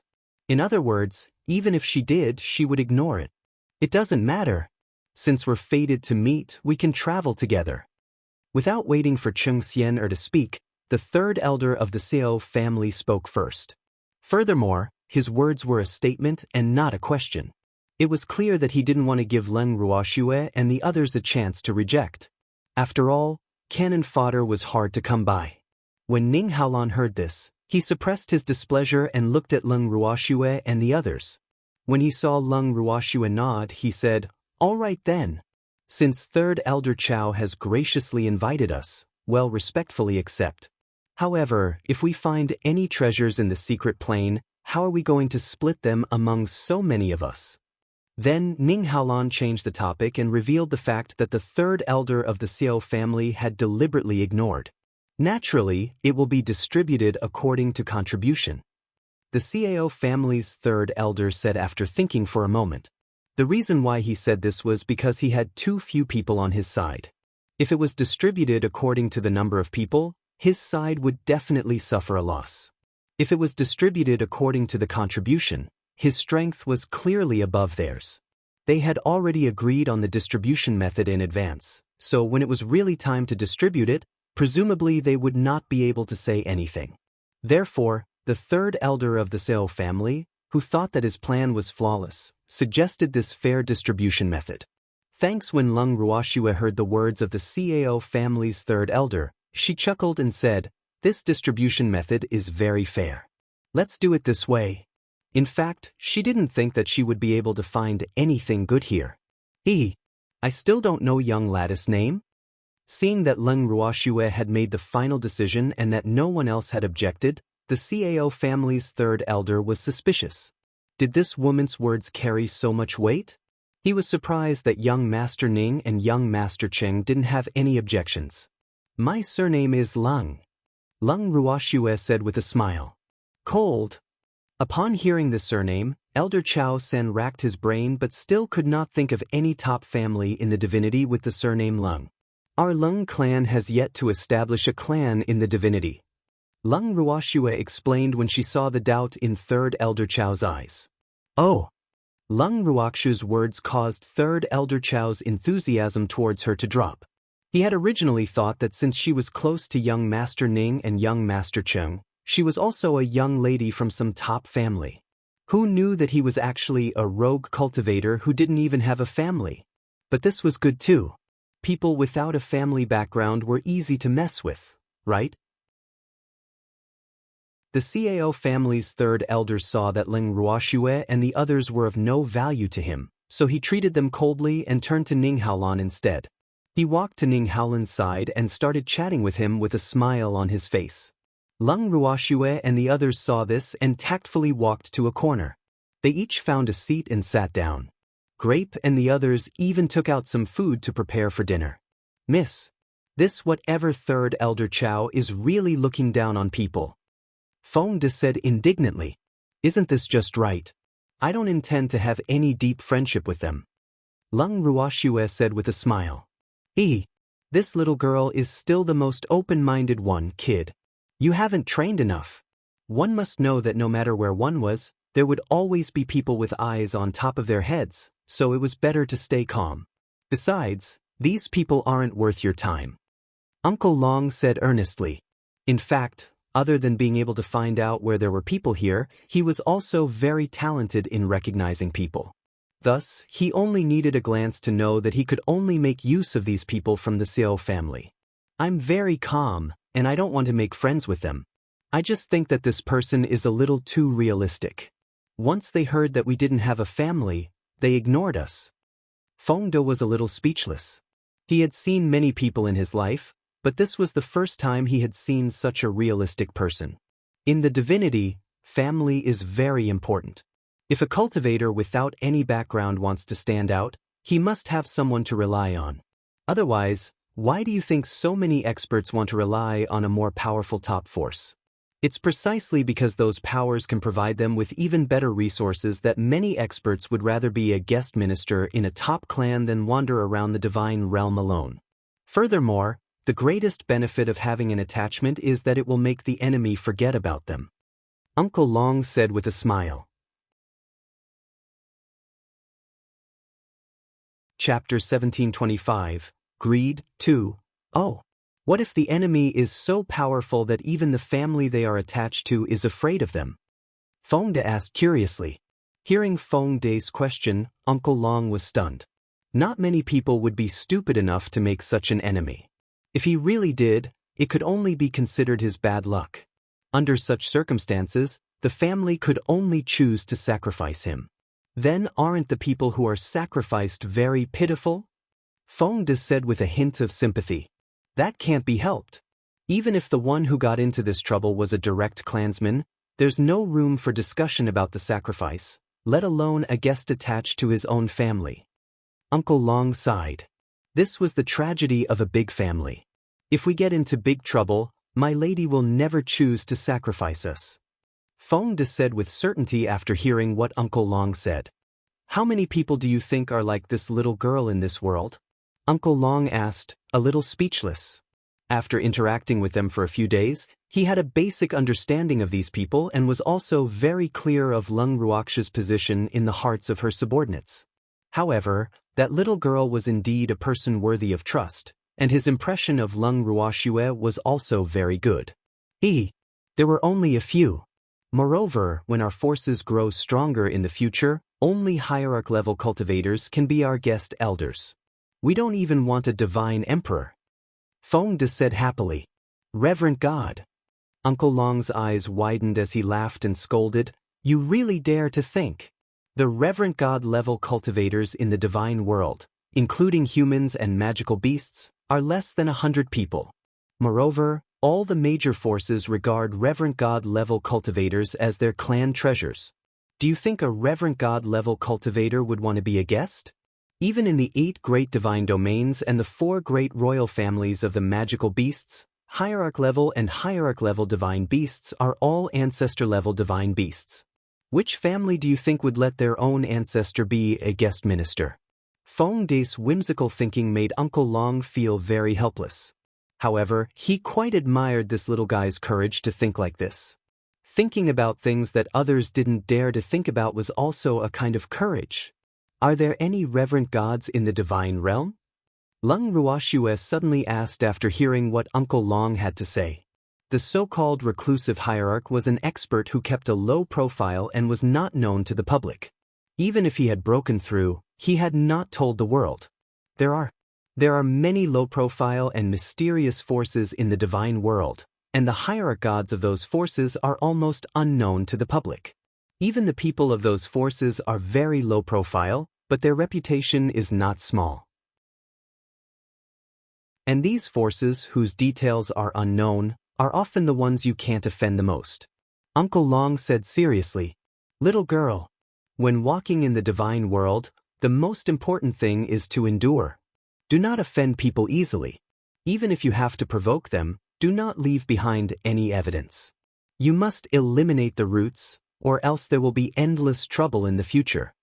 Uncle Long added. Lung Ruoxue nodded. At this moment, the food for the grapes was almost done. The fragrance quickly attracted the attention of the 3rd elder and the rest. Elder Chao Sen squinted his eyes as a glint flashed across them. He had not expected that these people would have such fresh food in their hands. It was really infuriating to compare.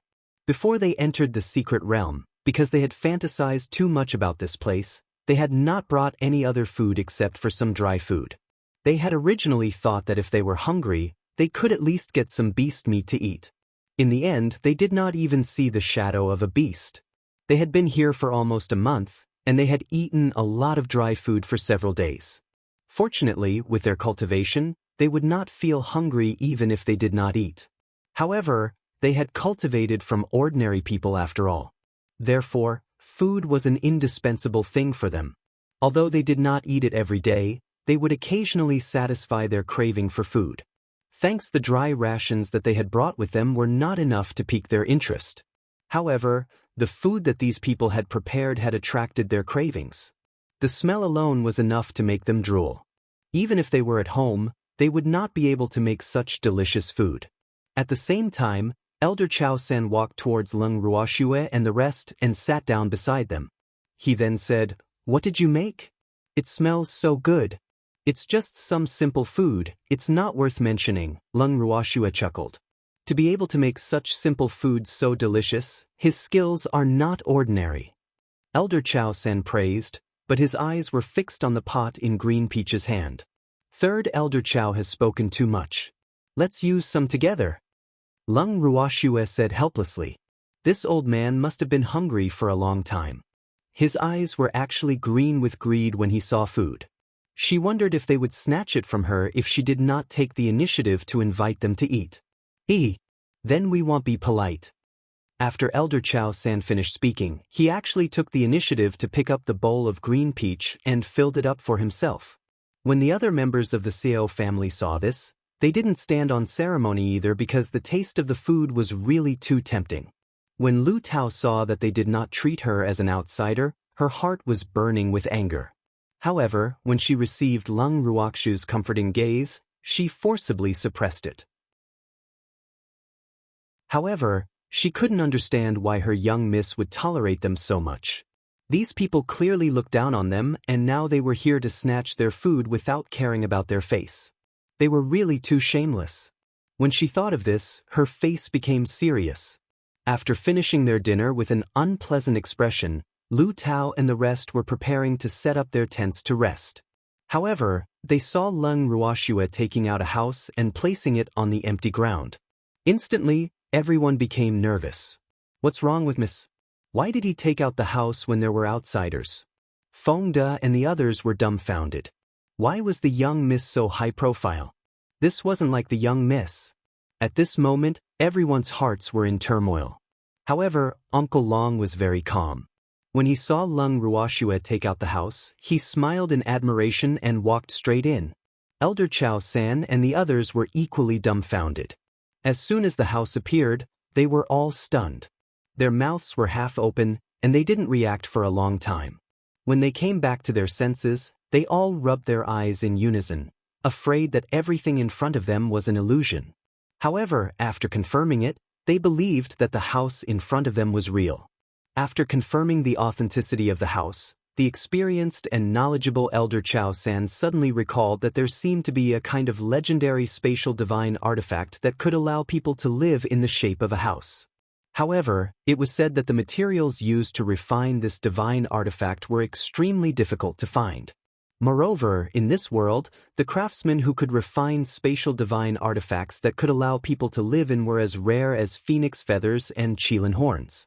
So, who had refined this house? His heart was filled with question marks. For a moment, the Xiao family's third elder's heart was filled with all sorts of feelings. The sourness in his heart rose uncontrollably from the bottom of his heart. He was jealous. Moreover, he was extremely jealous. A little girl without any status or status like her actually possessed a spatial-type divine artifact that could make people in the divine realm go crazy for. This was truly too inconceivable.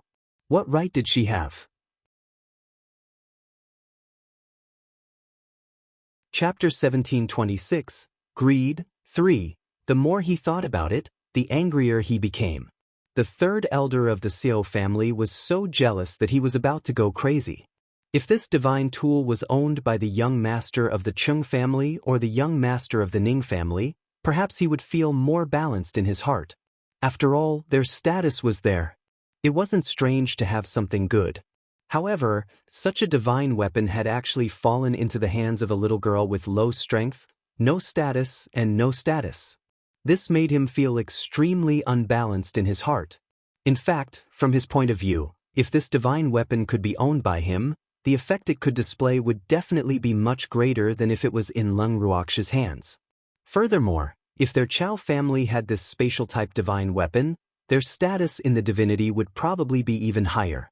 It was not impossible for them to become the 9th great divine realm, even in this secret realm. If they had that divine artifact in their hands, they would be like tigers that had grown wings, and their chances of survival in the secret realm would also greatly increase. The many benefits made third elder Chao's heart move. Thinking of this, his heart was filled with greed. Young Lady Leng, if I'm not wrong, this house should be the legendary spatial-type divine artifact, right? The Xiao family's third elder deliberately put on a surprised expression and asked very cautiously. Third elder Chao has a good eye, not bad. This is the legendary spatial artifact that can allow people to live in it. Leng Ruoxue replied with a smile. Her words caused the few people from the Xiao family who had just reacted to the situation to widen their eyes in shock. After all, if it wasn't for the fact that the third elder had told them the truth, they wouldn't have dared to think in that direction. May I ask, Miss Leng, how did you get this divine artifact? Elder Chao Sen asked curiously. Even though he knew that his question was a little abrupt, he could not help but ask. I spent a large amount of money to ask the craftsman from the Craftsmen's Guild to help me refine it. For this divine artifact, I went bankrupt. Leng Ruoxue complained. If I can get such a divine weapon by going bankrupt, it's worth it. Third Elder Chao said enviously. Even if the Cao family were to go bankrupt, they would not be able to obtain all the materials needed to refine this divine weapon. When he thought of this, he became even more jealous of Leng Ruoxue. Why was her luck so good? However, her good luck is also coming to an end, Elder Chao San thought to himself hatefully. Third Elder Chow, we plan to sleep inside today. As for you, if you are interested, you can also come in and sleep. Lung Ruoxue invited him enthusiastically. Then I'll have to thank Miss Lung. Elder Chow San thought for a moment and agreed. Even though there was a certain risk in entering an own divine weapon, they had been on high alert for a while. Everyone was on edge and their minds were in a state of tension. This was extremely disadvantageous to them who were in the secret realm. Hence, they really needed a good rest. Moreover, with Cheng Xian around, he believed that Lung Ruoxue would not dare to harm them even if she gave Cheng Xian face. Please, Feng De, arrange rooms for Elder Chow San and the others. Lung Ruoxue ordered. Yes. Feng De replied unwillingly. Then he said to Elder Chow San and the others, Third Elder Chow, I'll take you to the guest room. Thank you for your trouble. Elder Chow San cupped his hands in a slight bow. As she watched the Seo family and the Chung family siblings leave, Lu Tao pouted and asked in confusion, Miss, why did you take out the house and let them move in? I think that whatever third elder clearly doesn't have good intentions. When he sees this house, he might even be tempted by the money. She was very worried. What are you afraid of? I'm the owner of this house, and since they've moved in, they naturally have to listen to my arrangements. Lung Ruoxue said disapprovingly. Go and rest. The most important thing is to take care of your spirit. Lung Ruoxue continued. After she finished speaking, she pulled the evildoer back to her room. In the room, the evildoer hugged Lung Ruoxue and chuckled, Shuer, aren't you afraid that they'll have bad intentions and want to take this house for themselves? Thanks, even if they have the intention, they have to have the ability. Lung Ruoxue said with confidence. Actually, she was willing to let those people stay here not because she was kind, but because she felt that it was not easy to meet someone in this mystic realm. Moreover, she had yet to figure out the true appearance of this mystic realm, and she had not found her godfather and the rest. Hence, if she could get along with these people, it was not impossible to temporarily work together with them. Now, it all depended on whether these people could withstand her test. While Lung Ruoxue and the demon were chatting, Cheng Xian, who was in the guest room, could not calm down. After Cheng Xian had washed up, she started pacing back and forth in the guest room. Her heart couldn't calm down no matter what, and her jealousy towards Lung Ruoxue had been reignited. What right did that woman have to possess such a divine weapon? Looking at the decorations in the guest room, all of them were carefully selected. The decorations inside were not inferior to those in her boudoir. Just the guest room alone was so exquisite, one could imagine how luxurious the master room would be. The more she thought about it, the more she couldn't control the jealousy in her heart. Actually, she was wrong. The decorations in Lung Ruoxue's master's room were not as good as the guest room. Lung Ruoxue had always liked a simple and clear style. Hence, the decorations in her room were pitifully few. It was just that they were more exquisite in comparison. However, one's jealousy could not be controlled. At this moment, Cheng Xian-er's heart was being devoured by the poison known as jealousy. No matter how she thought about it, she felt that Lung Ruoxue, that lowly woman, was not worthy of possessing this divine weapon. Only she, a direct descendant of the Chung family, had the right to possess such a divine weapon. Although she and the third elder of the Seo family had not discussed it, the two of them had coveted this house at the same time, and her desire seemed to be stronger. Thinking of this, she turned around and left the room, pushing open the door next door. The person in the room next door was her brother. Seeing Cheng Xian enter uninvited, Cheng Yi, who was currently wearing his clothes and had his upper body bare, revealed an uncomfortable expression. Xian, why didn't you knock before you came in? Cheng Yi hastily put on his clothes and said unhappily, Big brother, I'm your little sister, what are you being shy about? Cheng Xian looked at her brother's expression and said disapprovingly, Then you should knock. Cheng Yi said, leaving no room for discussion. All right, big brother, I was wrong. Cheng Xian didn't want to anger her brother over such a small matter, so she hurriedly apologized. Following that, she very seriously said, I have something important to discuss with you. What is it? Seeing Cheng Xian-er's serious expression, Cheng Yi asked in confusion. Big brother, what do you think of this divine artifact? Cheng Xian was afraid that the walls had ears, so she directly transmitted her voice. Of course it's good. This is a legendary spatial divine weapon. Not everyone can possess it. Cheng Yi replied.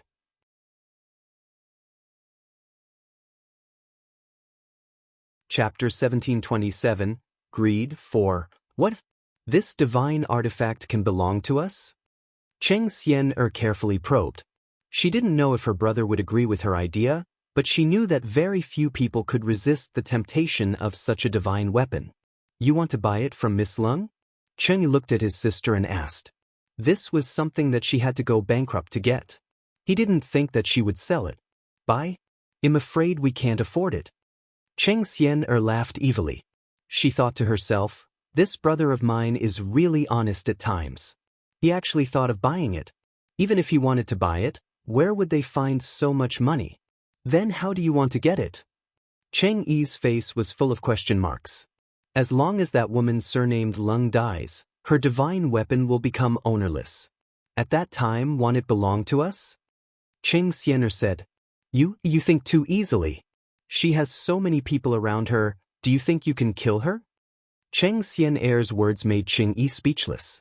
Although he was also somewhat envious of that divine tool, he knew his own limits and would not delude himself for such a ridiculous thing. In addition, he had always been a cautious person, so although he was envious of that divine tool, he had never thought of taking it for himself. Thus, his little sister's thoughts made him feel quite uneasy. The people around her aren't very strong, so it's easy to deal with them. However, I've never thought of killing her personally. Cheng Xian laughed evilly. With Brother Lan here, how could she possibly let him see her dark side? In front of Brother Lan, she would always be the well-behaved and cute Xian. Then what do you want? Cheng Yi was shocked and asked nervously. The monsters in this secret realm should like them a lot. Cheng Xian laughed evilly as she spoke her thoughts. You're crazy. If we really attract those monsters here, we'll lose our lives. Cheng Xian's crazy thoughts caused Cheng Yi's heart to beat wildly, and his face turned as black as ink. Even now, he still had a lingering fear of those monsters. He couldn't even hide from them. His little sister actually wanted to use them to kill Lung Ruoxue and the rest. How was this possible? How could those mindless monsters that only knew how to kill listen to his sister? This was simply wishful thinking. We won tea. As long as those monsters kill Lung Ruoxue first, this house will belong to me. Once it recognizes its master, we'll be safe hiding inside. Cheng Xian said confidently. Can you guarantee that the monsters will kill them first? Cheng Yi suppressed his anger and asked. His sister's idea was too stupid. He would never agree to it no matter what. After all, they had already experienced the dangers of this mystery realm. Therefore, what they needed the most now was allies, and not greed at the sight of wealth. If they could not even keep their lives, what was the use of obtaining many treasures? Only a fool would do something like that. Thanks, although I'm not 100% sure, we can think of a way. Cheng Xian said. Xian, I won't allow you to have any ideas about this divine weapon. In this secret realm, the first thing we have to do is to ensure our survival. Therefore, we must get along well with them. Only then will our chances of survival increase greatly. After listening to Cheng Xian's words, Cheng Yi sternly warned her. Scheming against an ally and scheming at the sight of wealth was an extremely unwise move in this dangerous secret realm, so he would not allow Cheng Xian to have such thoughts. All right, they'll just give up. Seeing that her brother did not agree, and his attitude was very unyielding, she could only go along with it. Xian, it's also a good thing for us that Miss Lung has this divine weapon. At least, we don't have to be so afraid when we're with them, and our chances of survival have increased. Therefore, we must treat them as allies and work together in this secret realm. Only in this way can we leave this place alive. Cheng Yi was afraid that his sister was still thinking about other people's divine artifacts, so he had to make his words more clear. I know, Cheng Xian nodded her head. Of course she understood this logic. However, in her heart, She felt that if the divine weapon was in her hands, their chances of survival would be higher. However, since her brother did not support her idea, she could only bury this idea in her heart for the time being. However, it was absolutely impossible for her to give up. Both parties seemed to be living in harmony for a few days. Lung Ruoxue had a better understanding of the mystic realm. However, she had yet to see a single one of the monsters that the other party was talking about. During the day, they searched for clues in the secret realm, and at night, they all went into their rooms to recuperate. Just like that, half a month's time passed quickly. Although Third Elder Chow had only lived in the house for half a month, the more he knew about the house, the deeper his desire for it grew. However, he did not dare to show it or reveal his thoughts to anyone. However, his attitude towards Feng De and the others was much friendlier. Every day, he would go to Feng De and the others and chat with them enthusiastically. He would inquire about the other party's news without batting an eyelid. But after a few days, he was disappointed to find out that he didn't get any useful information. On the contrary, he let the other party get a lot of information. Moreover, in order to win their trust, he almost told them about the Seo family's background. This fact made him extremely depressed, but at the same time, he became more courageous. Feng De and the others enjoyed Elder Chow's enthusiasm. They answered all his questions, but unfortunately, they did not answer his questions. As the two sides continued to play the game of Tai Chi, they were getting closer and closer to a valley.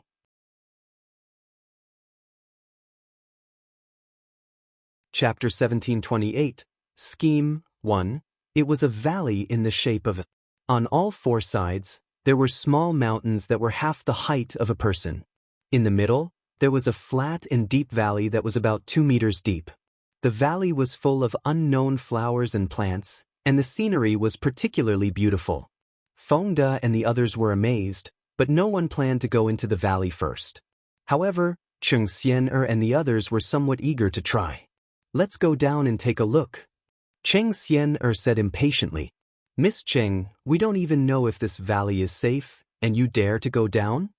Feng De glanced at Cheng Xian'er from the corner of his eyes as he spoke with a hint of ridicule. There's no one around this valley. What's the point of going down to take a look? Cheng Xian'er said in a somewhat unconvinced manner. On the way here, these damned guys had always looked at her as if she was an idiot. Now they were even directly mocking her. This was truly preposterous. If it wasn't for that divine artifact, would she, a young lady of the Chung family's direct line, need to put up with their attitude? She thought indignantly in her heart, and the anger in her heart grew. If you want to go down, then go down. Feng De said lightly. He had no intention of stopping her. You guys aren't going down? Cheng Xian'er narrowed her eyes and asked in a slightly displeased tone. We didn't say we were going down. Feng De said matter-of-factly. I didn't expect you to be so timid. Cheng Xian'er roared in anger. These people didn't want to go down, but they were encouraging her to go down. What was the meaning of this? Did he want her to be cannon fodder? She hated it in her heart. At this time, she had long forgotten that she was the one who wanted to go down and pushed all the blame on Feng De. No choice. Who asked us to be weak? Feng De said disapprovingly. You bunch of cowards. Cheng Xian'er was so angry that she clenched her teeth. In her eyes, this Feng De guy was just a piece of meat with no end in sight. Although she hated him to death, she couldn't do anything to him. This fact made her quite depressed. It's human nature to be afraid of death, and we're no exception. At this moment, Lin Yuan also said, Miss Cheng, if you want to go down, then hurry up. It's a good opportunity for us to explore the way.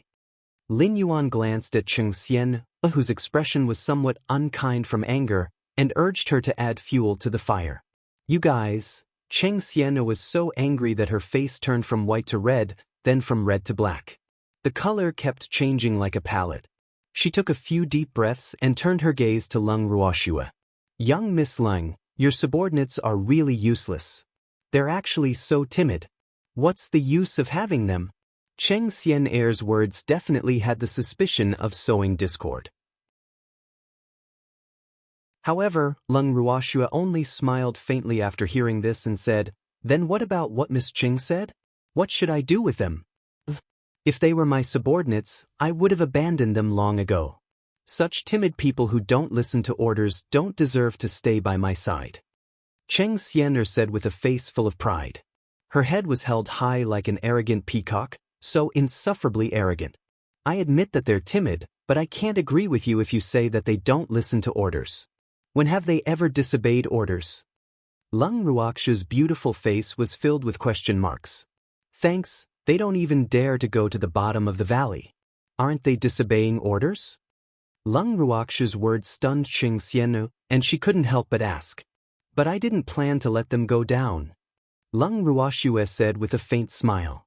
She was thinking in her heart, you're the one who wants them to go down, but you're not anyone to them. Why should they listen to your arrangements? Cheng Xian'er was ruthlessly choked by Lung Ruox's words. After a long while, she finally recovered and said, We're already here. How can we not go down and take a look? What if there's a fortuitous encounter?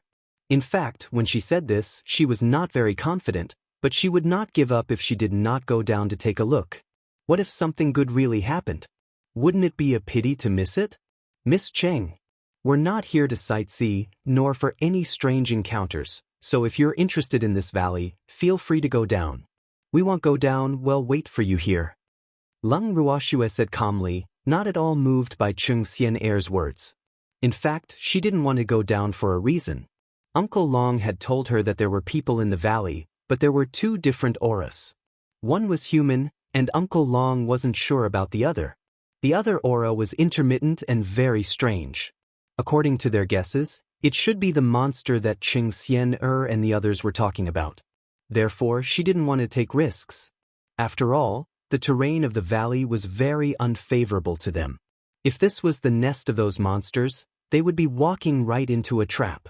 Thus, she had decided to wait and see. However, Cheng Xian'er had spared no effort in wanting to go down and take a look. This made her suspicious of Cheng Xian'er's motives. We'll be waiting for you here. After Feng De and the rest heard Lung Ruox's words, they quickly chimed in. You bunch of cowards, if I find anything good after I go down, don't you dare fight with me for it. Cheng Xian'er's pretty face was red with anger as she spoke with a look of disdain. Don't worry, Miss Cheng. Even if you find something good, we won't fight for it. I promise you on my honor. But if you're in danger, don't expect us to go down and save you. Lung Ruoxue said very seriously. She was used to saying the ugly words first. All right. Cheng Xian'er nodded. Just as she was about to go down, she was stopped by Cheng Yi. Xian, don't be willful. You're also not allowed to go down. Cheng Yi's face darkened as he spoke in an obviously unhappy tone. There were so many of them. If they all went down together, it would be fine. At least they could look out for each other. However, Lung Ruoxue and the others had no intention of going down to the bottom. In that case, even if they all went down with Xian, there would only be 8 of them. If there were monsters in the valley, the 8 of them would not even be enough to fill the gaps between their teeth. Besides, Third Grandpa had not said anything, so his meaning was very clear. He could not let Xian'er take the risk. Big brother, don't stop me or you'll go down with me. Cheng Xian'er requested. Xian, I won't go down, and I won't allow you to go down. Cheng Yi said stubbornly.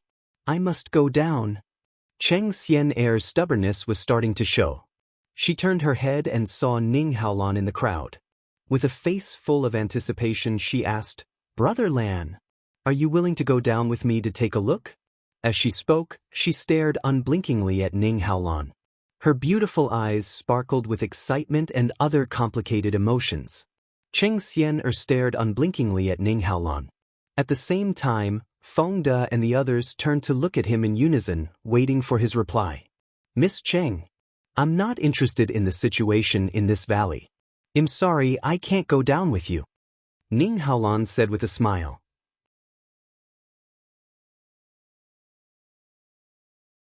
Chapter 1729, Scheme 2, Brother Lan. Even you don't want to accompany me? Cheng Xian'er's face was filled with resentment and disappointment. Her sparkling eyes immediately lost their luster and became dull. Lung Ruoxue was speechless at Qing Xian'er's words.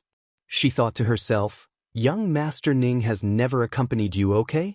Moreover, from the way she spoke, it seemed like Ning Haolan was a heartless man. If it wasn't for the fact that they knew Qing Xian'er was the one who was in love with him, those who didn't know the truth would have misunderstood Ning Haolan. In truth, just from the way they addressed each other, one could already tell something was wrong. However, most people would always have preconceived notions, pity for the fairer sex, and sympathize with the weak. As such, if this was outside, the one who would suffer in silence would definitely be Ning Haolan. Hence, at this moment, Lung Ruoxue felt a little sympathetic towards him. Weakness was a woman's most terrifying weapon, even if this woman was completely pretending. Miss Cheng, your words are so ambiguous. It will cause a misunderstanding. Feng De, who couldn't stand it, said indignantly. What does it have to do with you? Feng De's words caused Qing Xian'er's reaction to be extremely intense. Her face turned green and black, and her angry face was somewhat distorted. Her heart was filled with hatred. It must be because these people were not willing to go down, so Brother Lan was not willing to go down. Otherwise, why would Brother Lan not accompany her? At the thought of this, she directed all her anger towards Lung Ruoxue and the rest. Her jealousy and hatred towards Lung Ruoxue grew. Jealousy was like a venomous snake, devouring the darkness in her heart. Qing Xian'er sneered as she looked at Lung Ruoxue. A deep hatred flashed in her eyes, and then she jumped into the valley without any hesitation. Seeing Qing Xian'er leave, the worried Qing Yi also wanted to follow, but he backed out because of a single sentence from Qing Xian. What a deep sibling love. Are you sure you want to go down? Qing Xian's words caused Qing Yi, who was about to descend into the valley, to stop in his tracks. Of course, he did not want to go down, but how could he not care about Xian'er? When he thought of the countless reminders and instructions his mother, who loved Xian'er dearly, had given him, he could not completely harden his heart, even though he sometimes hated this little sister who liked to cause trouble. Unable to make up his mind, Qing Yi turned to look at Third Elder Chao, only to see the look of disapproval on his face. He was shocked. He knew that Third Elder Chao did not agree with his idea. In an instant, his thoughts of going to the bottom of the valley disappeared. It wasn't that he didn't care about Xian'er's life, but rather he needed the Seo family to stand behind him more.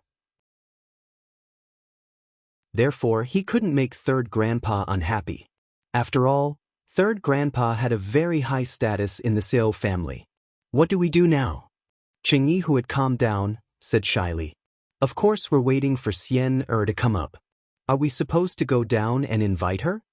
Qing Xian said with a smile. However, as soon as he finished speaking, everyone heard an ear-piercing scream from the valley. It was Qing Xian'er's voice. Arg, help me. The voice was very loud and trembling, making everyone's hair stand on end. Something happened to Xian'er. Qing Yi's expression changed and he said nervously. However, Lung Ruoxue and the rest did not respond to his words. Most of them had turned their heads to the other side, while some looked up at the sky, not looking at him. Thanks, something happened to Xian'er. Qing Yi said again, feeling even more anxious. After all, she was his sister. Even though he did not go down with her, it was impossible for him not to be worried. However, Lung Ruoxue and the rest did not make any further moves. Hearing the shrieking, he did not dare to go down alone. Hence, he could only stare at Lung Ruoxue and the rest anxiously. After a moment of silence, Lung Ruoxue slowly opened her mouth. Third Elder Chao, what are your plans? Lung Ruoxue asked in a carefree manner. Does young lady Lung have any good ideas? Elder Chao Sen asked instead of answering. If you don't go down to save her, I can guarantee your safety. But if you care about your family and insist on going down, then I can't do anything. Lung Ruoxue said honestly. Miss Lung and the others don't plan to go down? Elder Chao San, who understood Lung Ruoxue's meaning, asked unhappily. The situation in the valley is unclear, and our strength is low. Even if we go down, we'll only be courting death. So, I can't let my subordinates suffer any harm because of an insensible Qing Xian'er. After all, It was Cheng Xian who didn't listen to our kind advice and insisted on going down to the valley to find some fortuitous encounter. If she really did have a fortuitous encounter, we wouldn't be jealous, but if she were to encounter danger, we would be powerless. I can only say that this is the path she chose, so she has to bear the consequences herself. Leng Ruoxue said coldly. Actually, it wasn't that she didn't want to save them, it was that she didn't believe Cheng Xian who was bent on scheming against her. If the noise just now was Cheng Xian's intention to lure them down, they would have fallen for it. Miss Leng, I know that Xian's words were a little inappropriate, but she is a girl after all. We can't just leave her to die. Elder Chao San's eyes flickered as he advised with heartfelt words. Third Elder Chao. Cheng Xian won't even share any of the benefits she gets with us, so why should we go and save her when she's in danger? Is this fair to us? At this time, Feng De said with a smile. In his heart, he despised Third Elder Chao's words and deeds even more. What kind of person is this? He didn't use his own divine emperor, but asked them, these weak deities, to help him save people. He really took them for fools. Now is not the time to talk about fairness. After all, Xian is one of us. If something really happens to her and we leave her in the lurch, it will only disappoint everyone. If this matter spreads, it will also damage our reputation.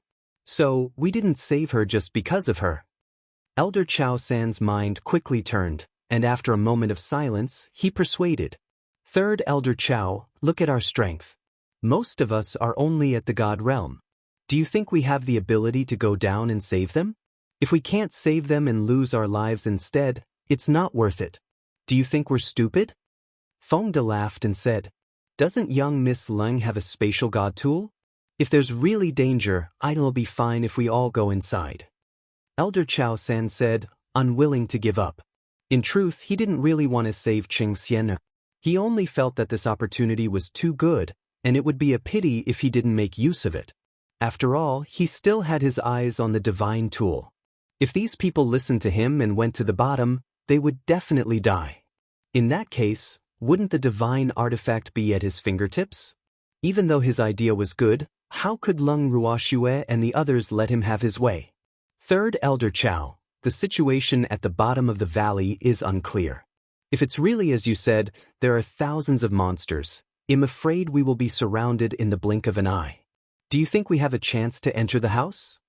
Leng Ruoxue smiled faintly, her beautiful face full of questions.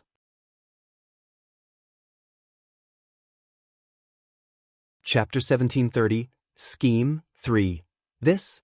We won't know if we don't try. Elder Chao San said in embarrassment. If Third Elder Chao wants to try, then go ahead. I won't risk my life. Leng Ruoxue said impolitely. After she finished speaking, she took out her house and placed it outside the valley. She then walked straight in, while Feng De and the rest followed closely behind. Third Elder, what should we do? An elder from the Xiao family said with a pale face when he saw Leng Ruoxue and the rest enter the house. He had already heard the sound of chaotic footsteps in the valley. Those monsters were probably going to leave the valley soon. Let's go in too. The third elder thought for a moment before speaking helplessly. He did not expect Leng Ruoxue and the rest to be so cold-blooded. Even Cheng Xian did not say that he would go to the bottom of the valley to save Xian. This fact made him extremely disappointed. However, he could not force them to do something they did not want to do. When he thought of this, he felt depressed again. After the elders of the Xiao family and Cheng entered the house together, the door of the house was closed. In the garden, the Xiao family's elders were uncomfortably in a corner, but their eyes were fixed on the screen in the garden. Through the light screen, they saw the monsters at the bottom of the valley climb out and surround the house. The densely packed monsters that were like small mountains made their scalps numb and their hair stand on end. Was this the monster in the secret realm? Leng Ruoxue also saw the true appearance of the legendary monster through the light screen. These monsters were neither human, ghost, nor beast. Their bodies were covered in fur and their mouths were wide open. Saliva was flowing out of their mouths. It was impossible to tell what they were from their appearance. Leng Ruoxue could only describe them with one word: ugly. If she had to use 2 words to describe them, it would be disgusting. Oh my God! Why do these things look like this? Feng De looked at the screen and said in disbelief. If the monster doesn't look like this, what does it look like? Lung Ruoxue chuckled as she teased. Even though there were many of these monsters, they didn't seem to be very powerful. Most of them were at the God Monarch realm while a portion of them were between God tier and God tier. However, just the number of these monsters alone was enough to make one flinch. That's true. Feng De scratched his head and said in embarrassment. Their expressions were extremely relaxed, but the third elder of the Seo family and the others were somewhat upset. They simply couldn't be so calm and composed. They had personally experienced the horror of these monsters. Although these monsters didn't seem to be very strong, they were very difficult to deal with. Moreover, there were many of them. However, this wasn't the most terrifying thing. The most terrifying thing was that these monsters could not be killed and could resurrect infinitely. This was also the most terrifying thing.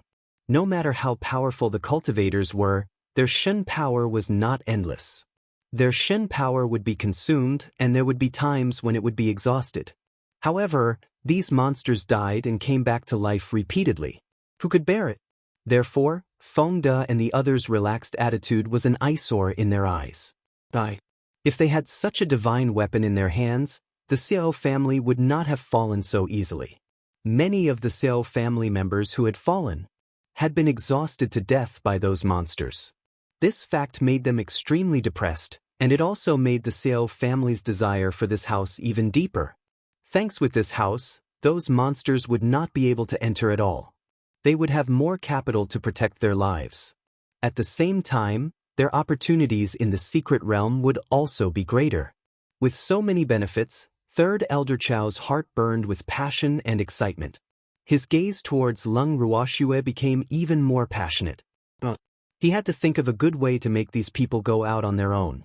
Otherwise, if he missed such a good opportunity, he would regret it for the rest of his life. At the thought of this, Third Elder Chao took the initiative to walk to the side of Lung Ruoxue and the rest. He said with a heavy expression, "Miss Leng, although it is safe to stay in the house, in the long run, our food will also be exhausted. So, we have to find a way to get rid of those monsters as soon as possible. Third Elder Chao, even the weakest among you is a God King. Is there a need for you to care so much about food?" Feng De asked with a puzzled look after hearing Elder Chao's words. His meaning was obvious: you won't be hungry even if you don't eat, so why are you worrying about food? I'm just worried about you guys. Third Elder Chao cursed in his heart, but his words were very understanding. He knew that these people's 3 meals a day were very timely. It was impossible to make them eat less. Therefore, he felt that this was the best excuse. Many thanks for Third Elder Chao's consideration. You don't need to worry about our affairs. Special times call for special treatment. It's no big deal to skip a meal. Feng De said with a smile. Even if you don't care about food, it's not a good idea to hide in the house all the time. We can't just stay in the secret plane and not go out, right? Elder Chao San's mind raced as he thought of another reason that he thought was the best. What do you think, Third Elder Chao? At this moment, Lung Ruoxue asked as the third elder of the Seo family wished. Elder Chao San was secretly happy, but his face remained calm. Miss Lung, let's fight these monsters to the death. The reason why he made such a suggestion was because he was too confident in his own abilities. He believed that he would definitely be able to survive under the siege of those monsters. Once Lung Ruoxue and the others died, this divine weapon would belong to the Seo family. Third Elder Chao, what's the difference between fighting them and us going down to the bottom of the valley? Lung Ruoxue looked at the third elder of the Seo family with a puzzled expression. Her beautiful eyes were filled with anticipation, hoping that he would clear her doubts. Miss, of course there's a difference. The only difference is that we won't have to reach the bottom of the valley to be killed by them. Feng De sighed as he looked at the third elder of the Seo family with resentment. I want tea. If your lives are in danger, you can just enter the house. Furthermore, we will do our best to protect you. Elder Chao San hurriedly said. Do your best to protect them? When Feng De heard this, he wanted to laugh in his heart. Wasn't this statement a little too watered down? He said that he would do his best to protect them, but if they didn't do their best and killed them, would they become ghosts and come to the Seo family to settle the score? Thinking of this, Feng De's mouth twitched slightly, revealing a somewhat timid smile. Third Elder Chow, although you have the intention, we can't hold you back. So, there's no need to protect us. Why don't you go out and kill them yourself? With your strength, isn't this a simple matter? After he finished speaking, he looked at Third Elder Chow eagerly with an extremely expectant gaze, making the fire in Third Elder Chow's heart rise.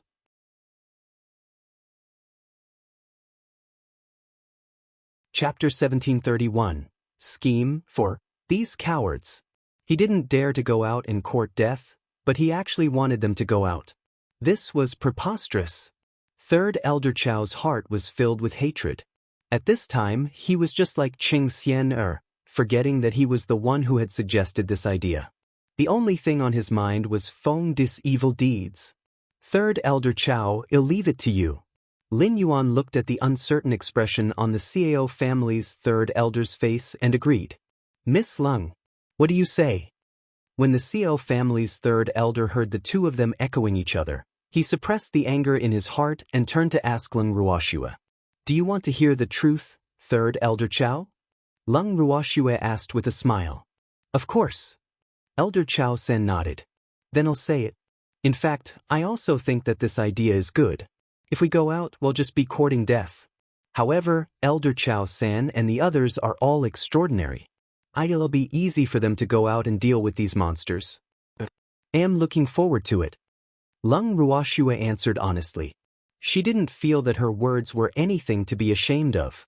Since Third Elder Chow wanted to get them out of here and harbored evil intentions, what was wrong with her giving him a taste of his own medicine?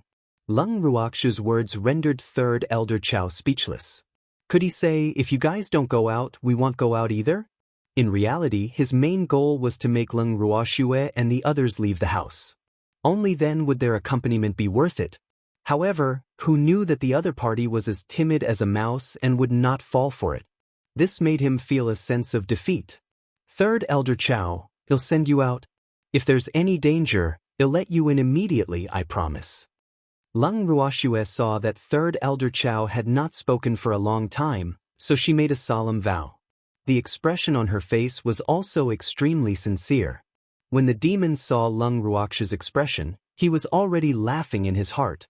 Shui was really cute when it came to scheming. However, he deserved it. Who asked these guys to have bad intentions? They dared to bully Shui. Even if they died, he would not let them have an easy time. On the other side, the third elder was riding a tiger and couldn't get off.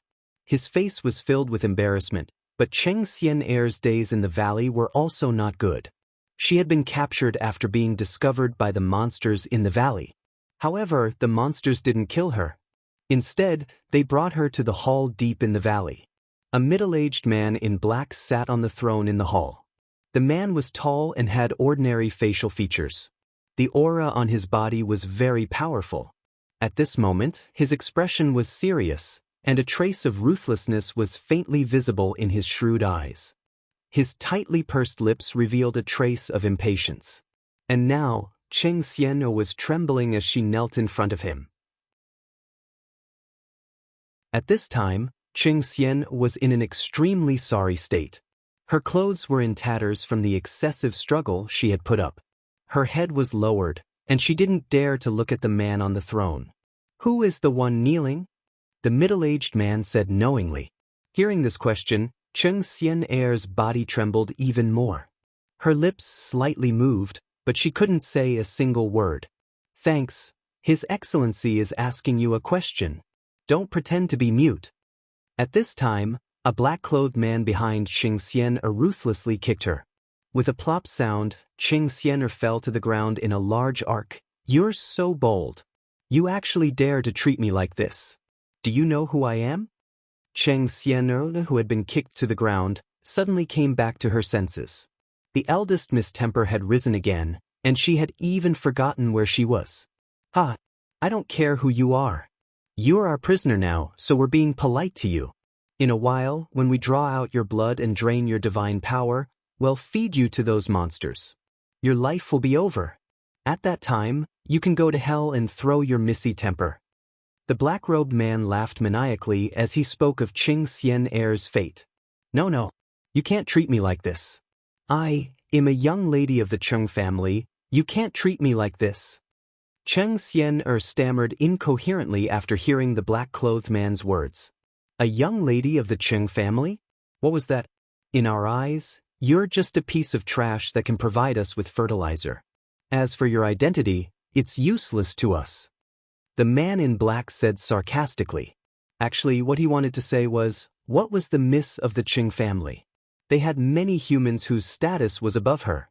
Hearing the black-clothed man's words, the fear in Ching Xian Er's heart grew even deeper. This was because the other party didn't care about her identity at all. What was she going to do? What did they care about? She thought hard. Take her away. At this moment, the middle-aged man on the throne spoke. Yes, the black-robed man replied. Then he picked up Cheng Xian Er from the ground and prepared to drag her out of the hall. Don't. Wait a minute. I have something to say. I'm sure you'll be interested in this. Cheng Xian Er cried out in desperation. What else do you have to say?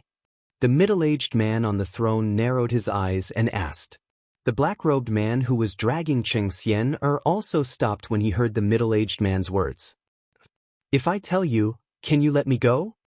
Cheng Xian Er mustered up her courage and began to talk about her conditions. You're just a prisoner. You don't have the right to negotiate with me. The middle-aged man impatiently said in a cold voice. He then waved his hand, indicating for the black-clothed man to take Cheng Xian Er away. Wait, I say. He'll say it. Seeing this, Cheng Xian Er, who was prostrating on the ground, hurriedly said in fear. Quickly say it. Don't play mind games with us. Otherwise, if you anger His Excellency, you will die even faster. The man in black reprimanded. After he finished speaking, he kicked Cheng Xian Er's body. I know someone who has a spatial artifact that can allow people to live in it, the terrified Cheng Xian Er said in a spurt of energy.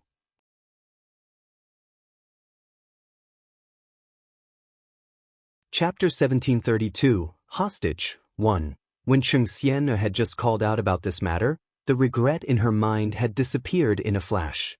However, she then thought about it again. The fact that Lung Ruoxue had a spatial god tool that could accommodate people probably couldn't be kept a secret.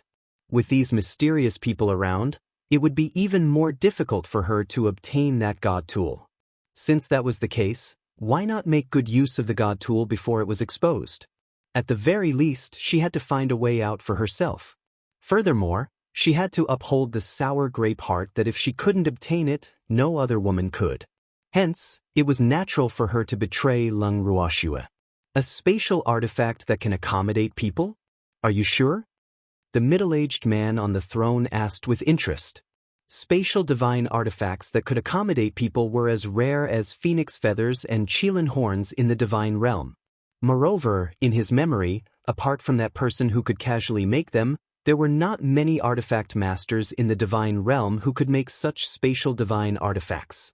However, those old guys in the Artifact Masters Guild should be able to do it. It was just that the materials to make such spatial divine artifacts were not so easy to gather. Otherwise, he would have asked them to make them long ago. I've been living there before, so I'm very sure. Cheng Xian Er carefully said. Where do you live? It seems that someone you know has it. I really didn't think that the dignified young miss of the Cheng family would be so despicable, betraying her own friend. The middle-aged man sneered. She's not my friend.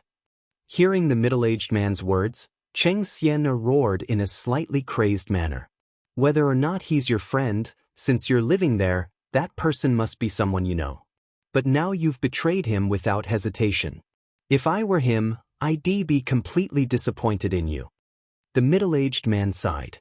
In fact, what he hated the most was this kind of person who changed sides with the wind and betrayed others.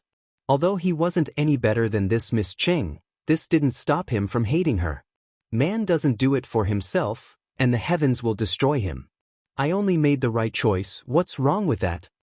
Cheng Xian tried to argue. Actually, she wanted to say, even if I don't say it, you'll find out about it sooner or later. However, she didn't dare to say it. Because once she said something like that, the bargaining chip in her hand would be gone. Growing up in a super family, she knew very well what was the most important to her, and Leng Ruoxue was her life-saving talisman. However, she didn't think about whether her so-called trump card would be useful to these people. Or, if she deliberately whetted their appetite, would they fall for it? In her heart, she had already determined that the spatial divine artifact that could accommodate people had an extremely powerful attraction, and no one could resist that charm. That sounds reasonable. The corners of the middle-aged man's mouth twitched, and he continued, Who does the divine weapon you speak of belong to? She had made the right bet. He was indeed very interested in that divine weapon. The owner of the divine weapon is a woman. She's not very strong, only at the deity level. If you can catch her, the divine weapon will naturally belong to you. Cheng Xian suggested. In her heart, she was secretly happy with her suggestion. Since she was caught, that damned woman wouldn't have an easy time either. Since she was unwilling to accompany her to the bottom of the valley, she would let these people go outside the valley to deal with them. She thought to herself and felt a little smug. If Leng Ruoxue was caught by them as well, she would be able to vent her anger. You only need to tell me who the owner of the divine weapon is. You don't need to command me. The middle-aged man listened to Cheng Xian's suggestion, but his face didn't reveal a trace of joy. Instead, his face became stern. The middle-aged man's words caused Cheng Xian's heart to skip a beat, and she immediately realized that she had made a mistake. However, she quickly adjusted her state of mind and forced herself to remain calm. The owner of the divine weapon is called Leng Shui. She's a rogue cultivator without any family. She's outside the valley now. Actually, Cheng Xian didn't know what Leng Ruoxue's name was. She only knew that her surname was Leng. However, Cheng Xian had heard that demonic man call her Shui, so she naturally thought that her name should be Leng Shui. Thanks, Leng Shui. She was indeed cold-blooded and disloyal. If that damned woman was willing to come down with her subordinates, she would not have been caught by these people. Right now, she had already pushed the blame of her capture onto Leng Ruoxue. Hence, her hatred towards Leng Ruoxue had deepened by another level. After Cheng Xian finished speaking, the middle-aged man on the throne gave the black-robed man beside her a look. The black-robed man nodded and left the hall. A moment later, the black-robed man returned and nodded to the middle-aged man on the throne. At this time, Cheng Xian, who was kneeling on the ground with her head lowered, had no idea that in just a short time, the other party had already gone out to verify and prove that what she said was true. However, the middle-aged man on the throne remained silent, which made her heart tremble with fear. Cheng Xian kneeled on the ground, her heart in her mouth. The cold sweat on her body had soaked her already tattered clothes. At this moment, she had never felt so nervous before. This was because a single sentence from the middle-aged man could determine her life and death. However, the other party had remained silent. Take her away. After a long while, the middle-aged man slowly spoke. Yes. Yes. The black-robed man replied. Immediately after, he grabbed Cheng Xian by her collar and prepared to take her out. I don't want to go out. I've already told you such an important thing, so please let me go. Cheng Xian sobbed as she tightly hugged the pillar closest to her.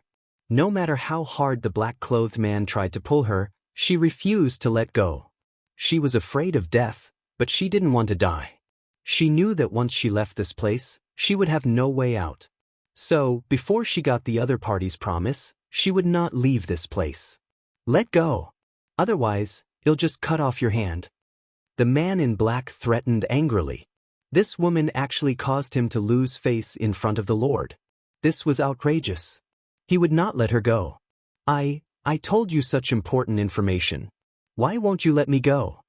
Cheng Xian said in disappointment. Did I say that I would let you go if you told us about this? The middle-aged man's ordinary face finally revealed a smile. No, it shouldn't be like this. The middle-aged man's words dealt a heavy blow to Cheng Xian, who muttered to herself, "Why shouldn't it be like this? Even if you don't tell us, we'll still find out, right?" The middle-aged man was getting impatient. He said to the man in black as if he was shooing away a fly, "Hurry up and pull her down." "Yes." The black-robed man's face was gloomy. With a thought, a long blade emitting a cold aura appeared in his hand. With a flash of the blade, a silver light quickly chopped toward Cheng Xian-er's wrist. The corner of Cheng Xian-er's eyes felt an unusual cold light, and she instinctively retracted her hand. The black-clothed man took the opportunity to pick her up and bring her out of the hall.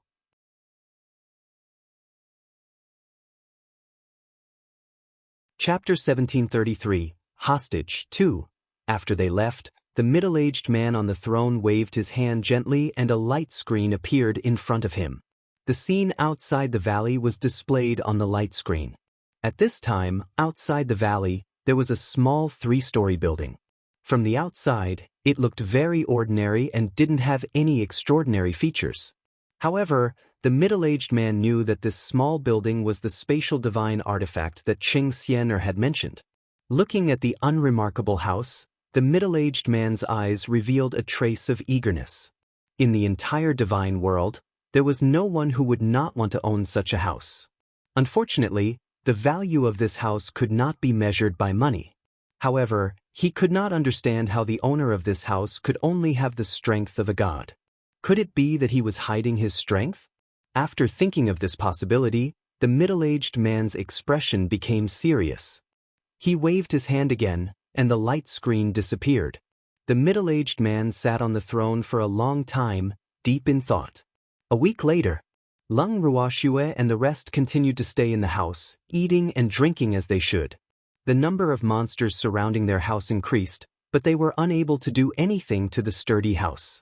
They could only roar and rage outside, and use their bodies to ram against the walls of the house. Even so, the house was still as stable as Mount Tai, not even shaking in the slightest. With no other way out, the monsters went even crazier like trapped beasts. They let out deafening roars from morning to night and relentlessly hit the solid houses with their bodies. Fengde and the rest, who were in the house, treated their crazy actions like a joke. They would point at the monsters from time to time. In their boredom, they even organized a monster competition to determine the strongest and most physically fit monsters for the top 3. When Lung Ruoxue found out about this, she was speechless. In the garden of the house, the elders of the Xiao family looked at the crazy actions of the monsters through the light screen. They were very uneasy. They were afraid that these monsters would break through the defense of the house and rush in from the outside. The number of monsters outside was nearly 3 times that of the ones they had encountered. Other than feeling uneasy, Third Elder Chao felt even more aggrieved. Ever since a few days ago, he had been pushed into a corner by Lung Ruoxue and the rest.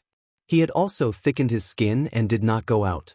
He felt that he had lost even more of his status in the eyes of Fengde and the rest. Not only that, but they were also looking at him with slight disdain, which made him feel as if there was a dagger on his back.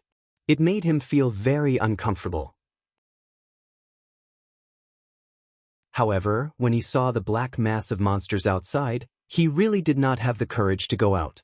Therefore, he said, he had been very quiet for the past few days. "Miss, there are more and more monsters. It seems like we are trapped here." Fengde looked at the screen and frowned. But what can we do? There was nothing Lung Ruoxue could do against these ugly monsters. She had heard about their unique characteristics from the Xiao family's elder and knew that these monsters were unkillable.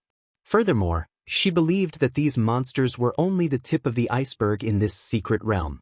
If they were to leave this house, they would be drowned by the monsters in the next second. "Young Lady Lung, could it be that we are really going to be trapped in this mystic realm?" An elder from the Xiao family who heard their conversation couldn't help but interrupt. "Do you have any good ideas?" Lung Ruoxue raised her brows and asked indifferently. When the elder of the Xiao family heard her question, he was so scared that he didn't even dare to make a sound. What happened to their third elder earlier was still fresh in their minds. Thanks, Lung Ruoxue saw that the elder had fallen silent and did not say anything else. Instead, she stared at the light screen in deep thought. No one knew what she was thinking. For a moment, everyone was silent. Without realizing it, Lung Ruoxue and the rest had been trapped in the house for almost a month. The elders of the Cao family had slowly gotten used to it, but the monster's tempers were getting more and more violent. Furthermore, they were becoming more and more unorganized, only knowing how to charge around. In the hall deep in the valley, a middle-aged man sat on the throne with a frown on his face. The expression on his face was dark and gloomy. When the black-clothed man beside him saw this, cold sweat began to flow down his forehead. Darren's silent and gloomy appearance made him tremble with fear. The more silent this Darren was, the greater the anger in his heart. Once this Darren was in a bad mood, the unlucky ones would be his subordinates, so he was under a lot of pressure.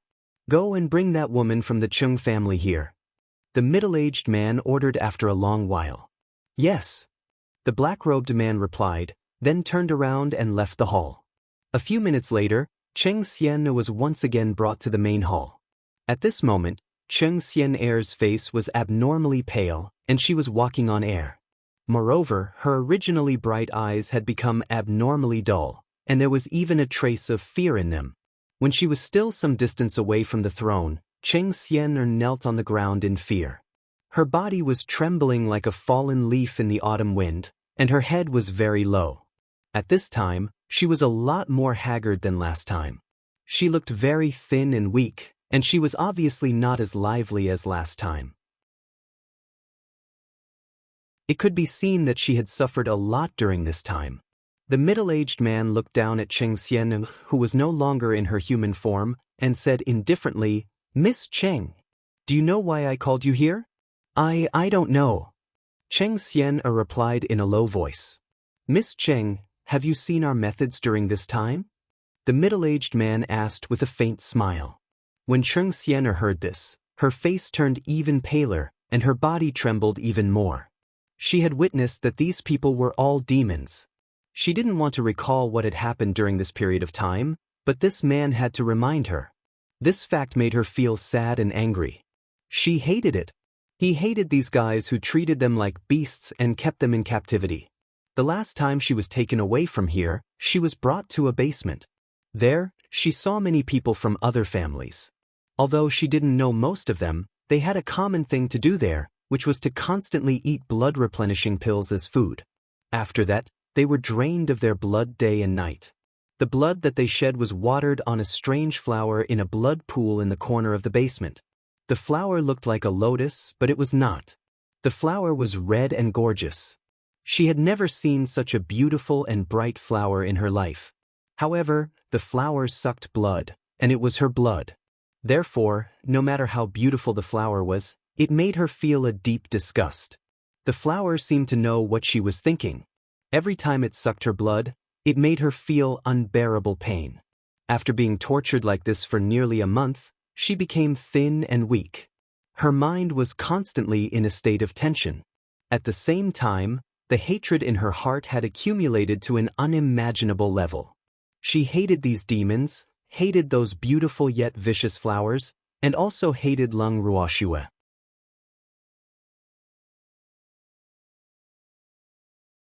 Chapter 1734, Hostage 3. If Lung Ruoxue and the rest had been willing to follow her down to this valley, she would not have been the only one suffering. In other words, she would not have had to go through all this. After all, Lung Ruoxue had such a divine weapon and would definitely be able to protect them. But now, she was the only one who was suffering all this. How could she not hate her? Even though she hated these demonic men in black, she hated Lung Ruoxue even more. Why was she suffering here while that woman was free?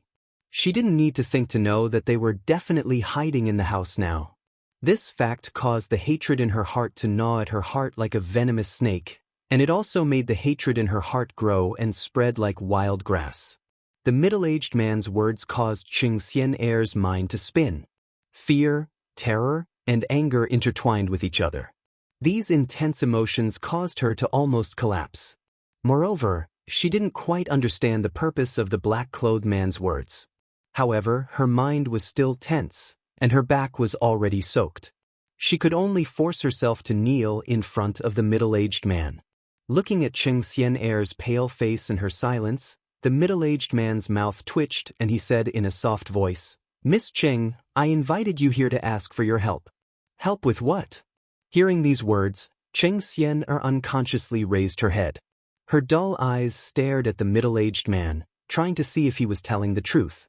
"You've been suffering for the past month, but your comrades have been hiding in their houses and refusing to come out. They're even more unwilling to come and save you. Don't you hate them for being so disloyal?" The middle-aged man asked with a smile. "I hate," Cheng Xian-er said in a low voice, a trace of anger flashing across her face. "Since you hate them, do you want to take revenge?" The middle-aged man tempted. "I want. However, I'm afraid I don't have that ability." Cheng Xian-er said in disappointment. "What if I say I can help you? However, you have to think of a way to make them come out of the house. Otherwise, I can't do anything to them if they keep hiding inside." The middle-aged man said helplessly. "But I don't know how to get them out." Cheng Xian-er stammered. She understood what the middle-aged man was trying to say. He wanted her to find a way to lure them out. However, she wasn't sure if those people would walk out for her. After all, other than her brother and the Xiao family, she didn't have a good relationship with Leng Ruoxue and the others. Furthermore, she wasn't a fool. She wouldn't give the middle-aged man random ideas. If it didn't work, she would be the one suffering again. Most importantly, she said, she wasn't confident that Leng Ruoxue and the rest would be controlled by this middle-aged man because of her. She was well aware that she didn't have such a high status in that detestable woman's heart. "What if I use you as a hostage to threaten them?" The middle-aged man said. He could tell that Cheng Xian was playing dumb, but he didn't plan to expose her. After all, he still had a use for this woman. "I don't have a good relationship with them, I'm afraid they won't be fooled," Cheng Xian said hesitantly. Although she was also afraid that the middle-aged man would vent his anger on her, if she were to swear that Leng Ruoxue and the others were not tricked out of the house in the end, she was afraid that her fate would be even worse. Therefore, she did not dare to lie. However, in the ears of the middle-aged man, her words seemed to be an excuse. "That means you have no value at all," the middle-aged man said angrily. Then, he turned to the black-clothed man beside him and ordered, "Take her away. From today onwards, there's no need to give her any blood-replenishing pills." Thanks, the meaning behind the middle-aged man's words was very obvious. He wanted Cheng Xian-er's life.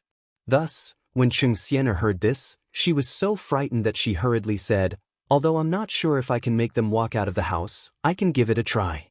Please give me a chance." She didn't want to die. Although she was being sucked dry every day, at least she was still alive. Moreover, during this period of time, she had seen many people's tragic state after death. Not only were their blood and divine power all drained, but they also became food for those monsters. As long as she thought of this, the fear in her heart could not be suppressed and spread from the bottom of her heart. She was afraid of death. She did not want to end up like those who had no value. She even held a trace of expectation in her heart. Someone would come and save her. Since Miss Cheng is so insistent, it would seem like I'm not being kind if I don't give you a chance to perform.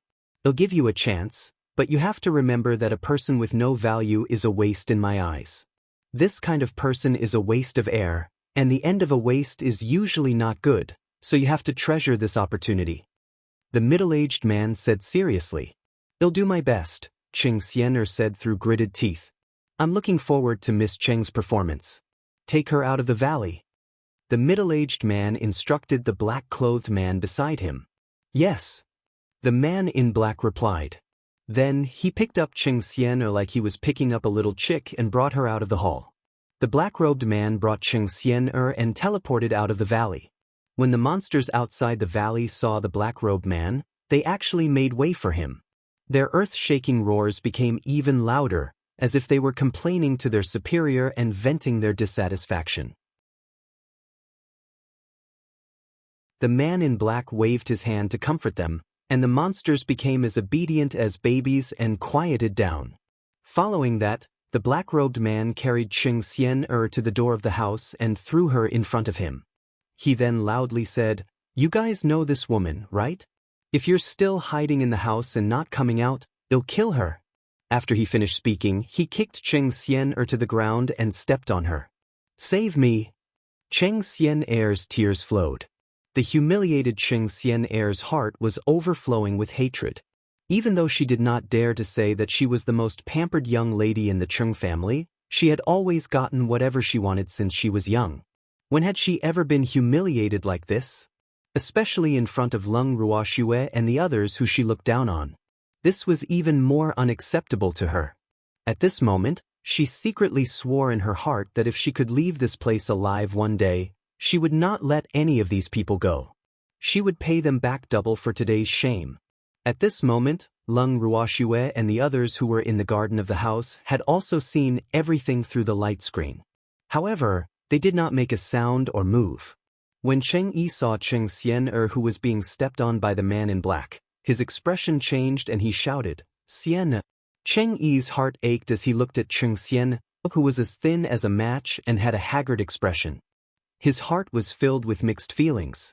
He had thought that Xian-er had long passed away. He had not expected her to still be alive. This fact made him extremely excited. However, looking at Xian-er's current appearance, she must have suffered a lot. Xian-er had never suffered like this in her entire life. For a moment he felt guilty in his heart.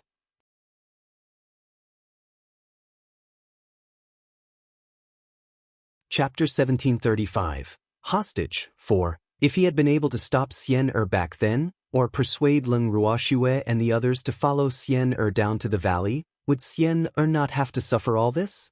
He couldn't help but think to himself. Although Xian-er was a pain in the ass at times, she was still his sister. Seeing her in such a miserable state made him feel terrible. "Miss Leng, please save Xian." Seeing that Leng Ruoxue and the rest did not have any reaction, Cheng Yi could not help but plead. "Lord Cheng, I'm only a deity. Do you think I can save Cheng Xian-er from the hands of that black-clothed man?" Leng Ruoxue raised her brows and questioned him unhappily. "I believe you will have a way." Cheng Yi had flattered Leng Ruoxue. Now, other than Leng Ruoxue, he really did not know who else he could ask for help from. Furthermore, subconsciously he also felt that Leng Ruoxue was the only one who could save his sister. "I have no choice. If even Lord Cheng, a god king, can't save your sister, then I, a god, can't even hope to do so." Leng Ruoxue replied emotionlessly. To be honest, she was a little angry. It was obvious that the other party was trying to lure them out, and if they went out to save her, the other party would definitely attack them without hesitation. It was impossible for Cheng Yi to not see through the current situation, but he still wanted her to save her. Was he going to throw away the lives of so many people just for Cheng Xian-er? I'm sorry. Cheng Xian-er wasn't that important in her heart. It didn't matter if she was disloyal or if she didn't want to save her, but it was simply impossible for her to risk her life for Cheng Xian-er, who had plotted against her. "Miss is right. Young Master Cheng, please calm down." Feng De agreed. He didn't have any thoughts of saving Cheng Xian-er at all. Moreover, Cheng Xian-er only had herself to blame for falling into the hands of the other party. Why should they take the risk for Cheng Xian-er, who they weren't even related to and had a bad relationship with? They weren't that kind of saints, were they? "If you don't want to help, then I'll go out and save them myself," Cheng Yi said somewhat angrily. After he finished speaking, he turned around and walked in the direction of the gate. However, he had only taken 2 steps when he was knocked unconscious by Lin Yuan. As they watched Cheng Yi being dragged back to his original position, the elders of the Xiao clan twitched their lips. They thought to themselves, these people are really heavy-handed. The dignified God King has actually been knocked unconscious. Third Elder Chao, what do you think about this? Leng Ruoxue turned her gaze towards Third Elder Chao and the rest, who had a grave expression on their faces, and asked, "Thanks, Miss Leng, is there really no way to save Xian-er?" Elder Chao Sen asked, "What do you think?" "This is obviously a trap. If we go out, I'm afraid we'll fall into their trap. So, I don't agree to go out." Leng Ruoxue spoke the truth. Now that they were on the same boat, they naturally had to advance and retreat together. As for Cheng Xian, she could only pray for her own good. But Cheng Xian, third elder Chao, hesitated. He knew very well that Leng Ruoxue was right. However, if he could save Cheng Xian, he would still want to do so. After all, Cheng Xian was of great use to him. At the very least, she could help the Cao family form a powerful in-law. So, he felt the pain of giving up on Cheng Xian just like that. However, as soon as he thought of the monsters gathered outside the house, his scalp went numb. The number of monsters was beyond his imagination, and he was not confident that he could retreat in one piece. Third Elder Chao, I also sympathize with Miss Ching, but I can't risk so many of our lives. Moreover, you've fought with those monsters before, so you naturally know how difficult they are to deal with. So, you should know what our chances of winning are against so many monsters. Leng Ruoxue spoke frankly. She believed that these elders weren't stupid and would know what to do. Furthermore, as a member of a top-tier family clan, they would usually only place the family's interests above all else. As for family ties, they were nothing in their eyes. When family ties and family clans' interests clashed, they would choose to sacrifice their family ties. Although the other elders didn't say anything, Leng Ruoxue was well aware that they weren't willing to sacrifice their lives for a mere Cheng Xian. As cultivators, it was very normal for them to be indifferent to their blood ties. After all, with the age difference, it was almost impossible for them to value family ties like ordinary people. Moreover, Cheng Xian could only be considered half a member of the Cao clan. Leng Ruoxue's words caused Elder Chao San to go completely silent. The number of monsters had indeed caused him to forget and back off. Even at this moment, his desire to use those monsters to obtain this house had faded by quite a bit. Let me ask you, if a person's life could not even be guaranteed, then what was the use of having so much money? If one had money but no life to spend, one would not die in peace. Seeing that they had come to an agreement, Leng Ruoxue no longer paid any attention to the men in black who were shouting and cursing outside the door. As usual, they stayed in the house and did what they had to do. In the blink of an eye, another half a month had passed. The black-robed man was still shouting and provoking outside the house, and his voice was mixed with Cheng Xian airs crying. However, Leng Ruoxue and the rest still ignored them. As for Cheng Yi, ever since he had been knocked unconscious when he tried to leave the house to save Cheng Xian, he had become much more well-behaved, and had even stopped mentioning the matter of saving Cheng Xian. On a certain night, Cheng Yi, who was not sleepy at all, got up from the bed and tiptoed to open the door. He walked to the courtyard and looked around. Then, he opened the door and ran out without hesitation. You're tuning in to the Passion Pages YouTube channel. We're so grateful for your support, and don't forget to subscribe to join us on this incredible journey through captivating stories. Your generosity through donations truly makes a world of difference, as it's the primary source of revenue that allows me to expand and enhance this channel for you. Thank you from the bottom of my heart for being a part of this adventure.